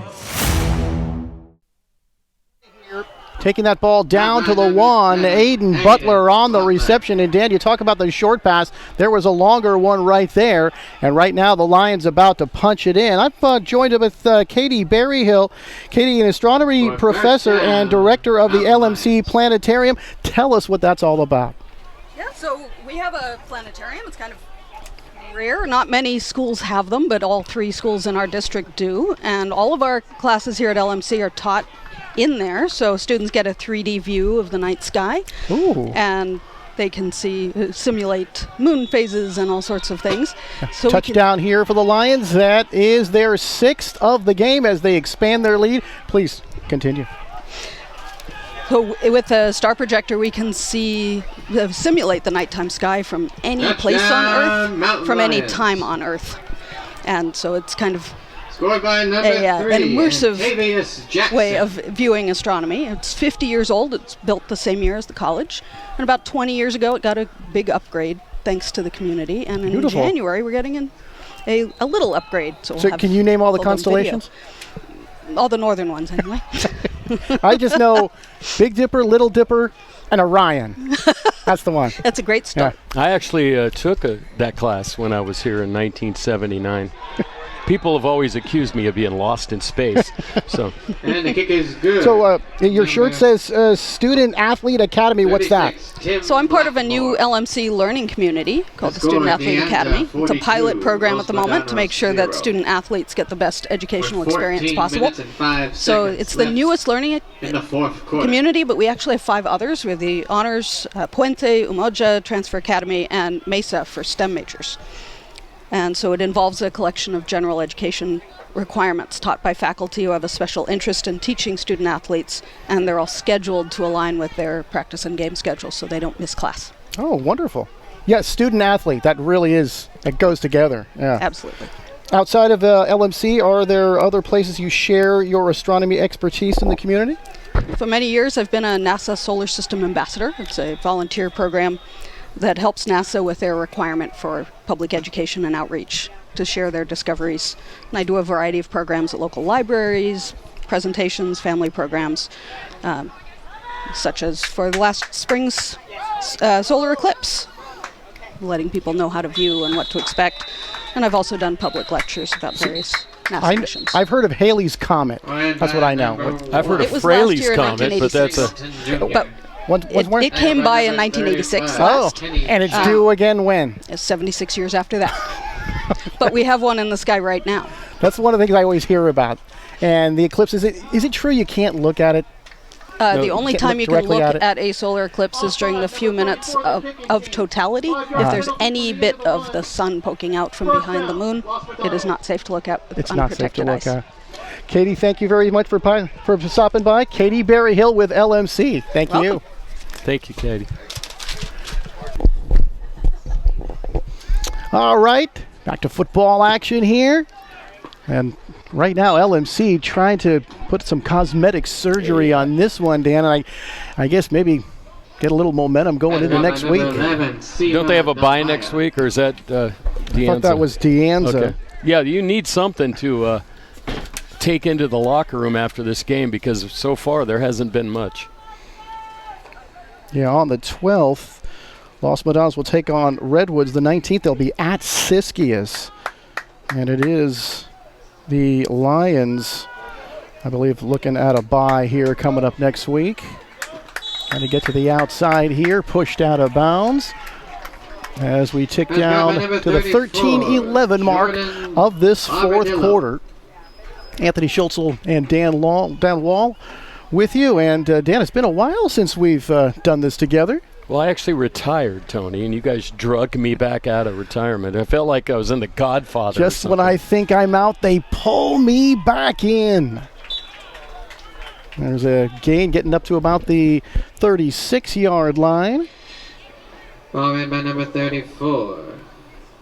Jordan Last week it was a victory over Coalinga for De Anza. They won that game 37-24. That was one of their only close games of the year. I mean, look at some of these final scores here, Dan. Here's Deathridge looking for room. Throws for the sideline. Too high. Looking for Marquise Singleton. And he needed a pogo stick to get that one. Yeah, that seems to be a bit of a problem for them. Just about every time he's aimed sideline, the ball is kind of drifted on him out and above his receiver. So that always reminds me of Colin Kaepernick.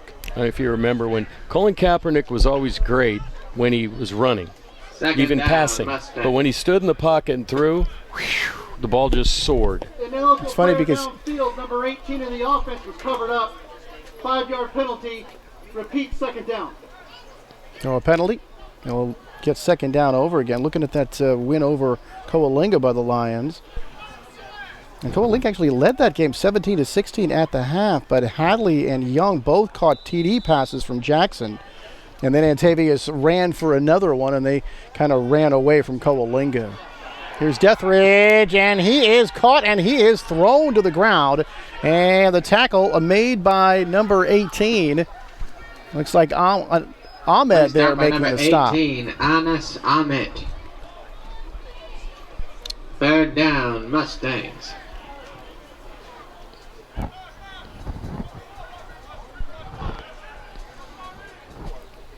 The Los Medanos offense coming into today's play. Over 405 yards per game. 369 yards passing, Dan, and they're not coming anywhere near that here today. Well, it's just a testament to how well the Lions have played, because this has been a team in the Mustangs that they've had no problem moving the ball. Average 216 yards a game on the ground and scoring 28 points a contest so far here in 24, but they've got the goose egg up there right now, and we're going down to about 11:15 to go here in the fourth.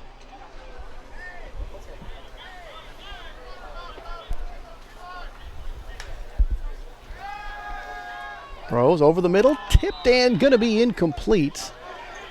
Got a receiver out there. I think he was looking for number turnover 18. I think that is 18 this time. Nick Fasshauer, the wide receiver. And it's off his hands and incomplete. Just and threw that one coming off the field. A little too much on that one, Tony. It was the old Doug Williams pass. Better catch it before it And kills you never know with these colors, it kind of looked like a Doug Williams pass. For those of you that don't remember, Doug Williams played for the Washington Redskins when they were the Redskins. Now they're the Commanders, and they want to change that name now, too, to the Senators or Americans. Or they're going to change the nickname again? That's what I heard. Really? The new owner doesn't like the Commanders, so he wants to. I agree. Neither do I. What do you call them, the Commies? What nickname do you give them? What nickname do you give the nickname? That's why you're going to want to change it. There's a flag. Right as this pass was caught. Looking to the outside, and Tavius throws his arms out there and says, like, what? 80, Michael Valenti. Well, Valenti making the grab, but we'll check the call. Sean Glover. Let's see.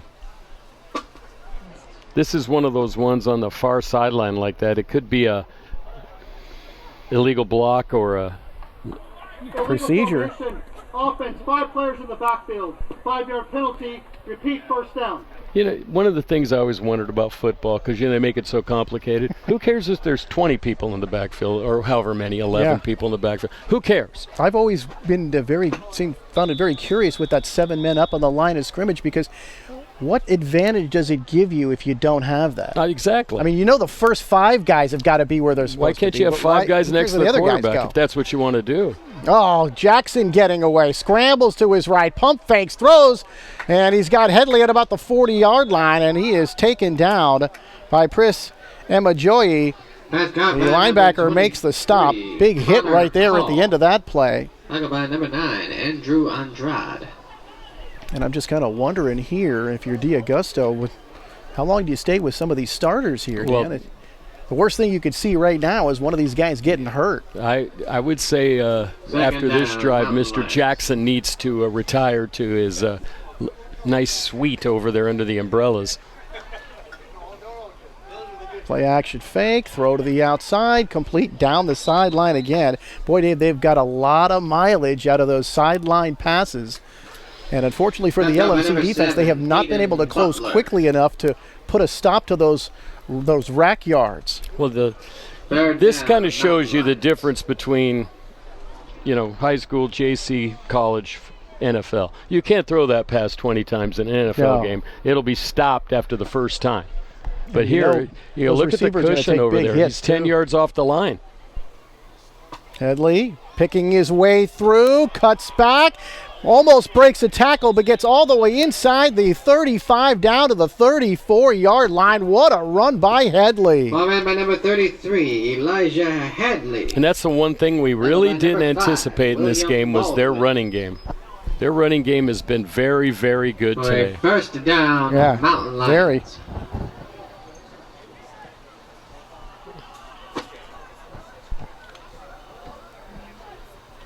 Deanza did come up over 402 yards of offense on the average. And scoring over 41 points a game. Yeah, this one running around that right side and out of bounds.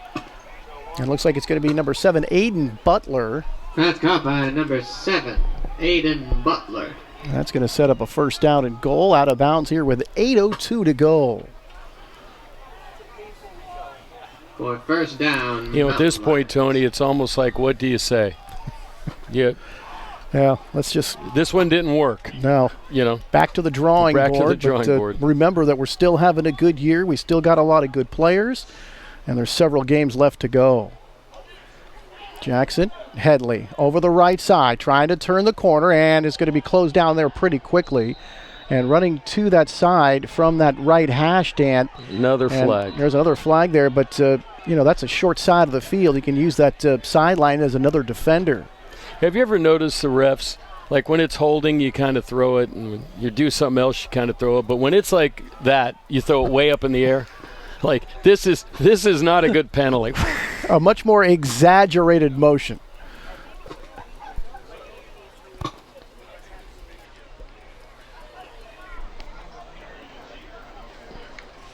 At the end of the play, unsportsmanlike conduct, defense number 19, taunting. The penalty will be assessed half the distance of the ball. First down. That's number 19's first unsportsmanlike conduct foul game. The second will result in disqualification. Kirk Mason, the referee, making that call, and that's the fourth time we've seen that penalty today? I still don't understand how you taunt down 42. I think it's just out of frustration and I don't anger. think it's really taunting. I think it's saying something you're not supposed to say. It's just being very disagreeable. Yeah, I'm disagreeing with everything that's happened today. It's been a frustrating day for LMC. Headley. Oh, good block. Makes another good run as he cuts it in there and into the end zone. Touchdown, Lions. And it just goes from bad to worse for LMC. They've been pushed around all day long. Touchdown. And the Lions in the end zone again. Well, number 71, Jaden White, number 33, who's 6'2" and 300 pounds, Tony. So he's quite a load there on the line. He made a great block, seal block, and Headley was in for the touchdown. And this is one you just burn. So I'm telling the guys in the truck, you're just going to burn the game film because that's what the coaches for LMC are going to tell you. We've got another kicker into the ball game here. Francisco Gamboa, and he knocks it through. And that makes it 49-0 here. 7:03 to go in the fourth. That's a luxury some teams don't have, Tony, because remember when we were doing Najee's last couple seasons at Antioch, they didn't even kick field goals or extra points. Well, Dan, when I talked to some of the coaches, doing all these high school and junior college games over the years, clearly the toughest thing to do is place kicking. Oh, yeah, especially here. Although they look like they have a good one in, is it Baldwin or Blackmore? Got a chance to see Blaine Ballard with Northgate. And he's actually made a 50-yarder in a game. Is that Ballard's this year. kid? It is. Yeah, that's what I figured. He's got a couple of kids in the program up there, but those guys can really kick. And so what's the kicker's name you just mentioned? Ballard? Blaine Ballard. Blaine, and he's Ben. And what's the other kid's name? Yeah, I don't know. I was going to say, I think he's a freshman. They're trying not to buy new towels is what they're doing there.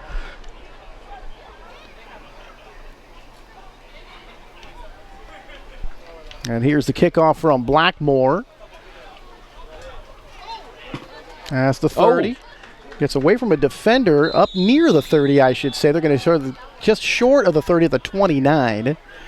So LMC gets it back and trying to get that goose egg off the board before this one's over. 18, and if you're Coach Shipe, you certainly don't want to have a shutout here on homecoming, 50th anniversary, such a special day, but you do got to think about the rest of the season.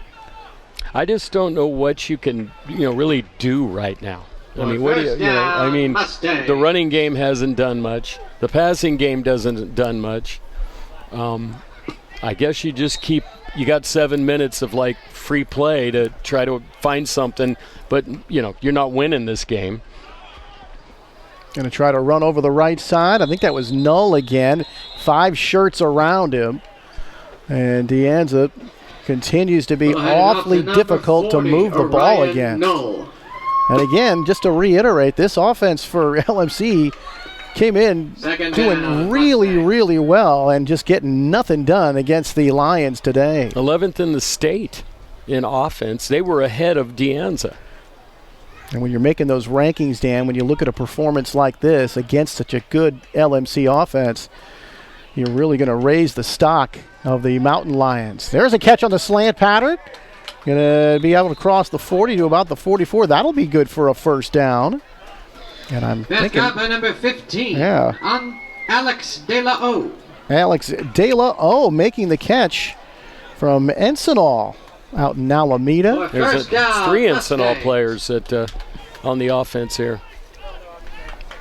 Yeah, very well represented. And right up the middle, crashing into his own man. Looking like a bowling ball right there. Was that Null again? It was number 40. Looked like he crashed into one of his own linemen. I think that was that Omari Norris that he crashed into? Or was that Luoma? Was that Nico? But boy, that's got to hurt. Your running back runs right back into the back of your legs. Dangerous, too. Fakes a Null this time. They go out to the sideline. And breaks a tackle, gets away for another one. Inside the 40, down to the 38. Finally swung down by a defender. 13, but the catch is made and a good gain.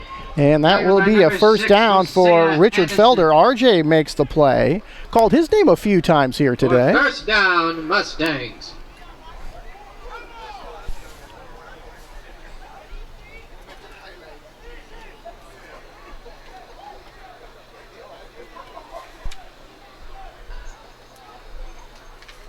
That'll be a first down for LMC. Null's going to get it. Off tackle right side. A whole lot of room. Gets a block out in front inside the 30 and then spilled down hard on the sideline. Coming up to make that play was number 0, DeAndre Greeley, who had that interception return for a touchdown earlier. Well, you can see Deanza, I think, has figured out they're not going to lose, so they've loosened up a little bit. That time the pursuit came really quick off the left side, but they were able to run right by it. So they're starting to see some things maybe they thought they would have gotten earlier in this game. LMC definitely looking to get the goose egg off the board here. Under 4 minutes to go now in the 4th. Can they get into the end zone? This one tipped and looked like it nearly intercepted. In and out of the hands of the intended receiver. That was Singleton. And number 11, Desmond Sampson, nearly had himself a pick.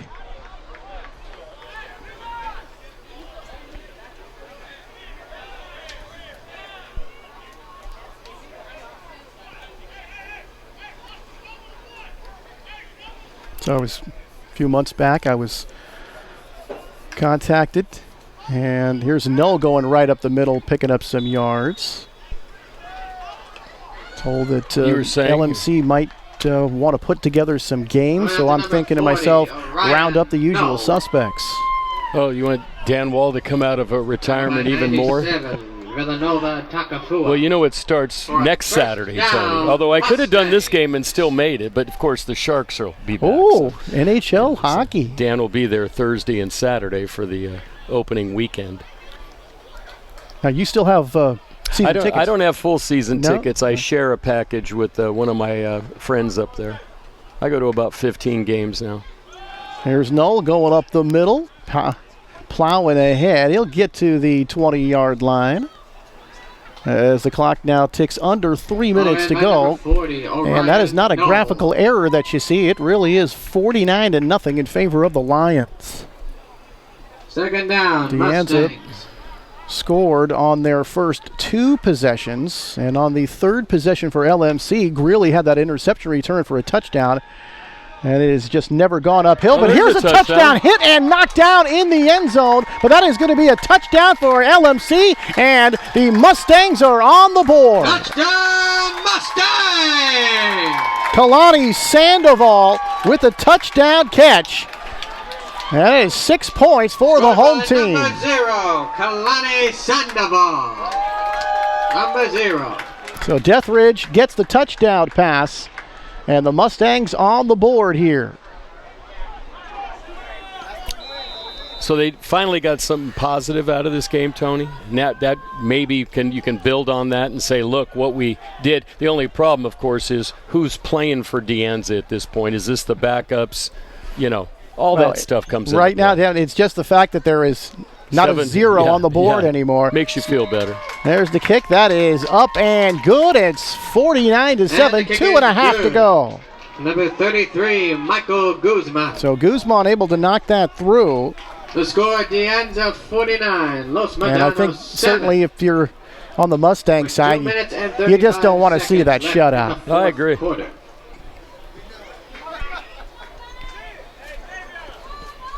I really wonder what it feels like to play a game like this in this kind of heat. What your body is really going through right now.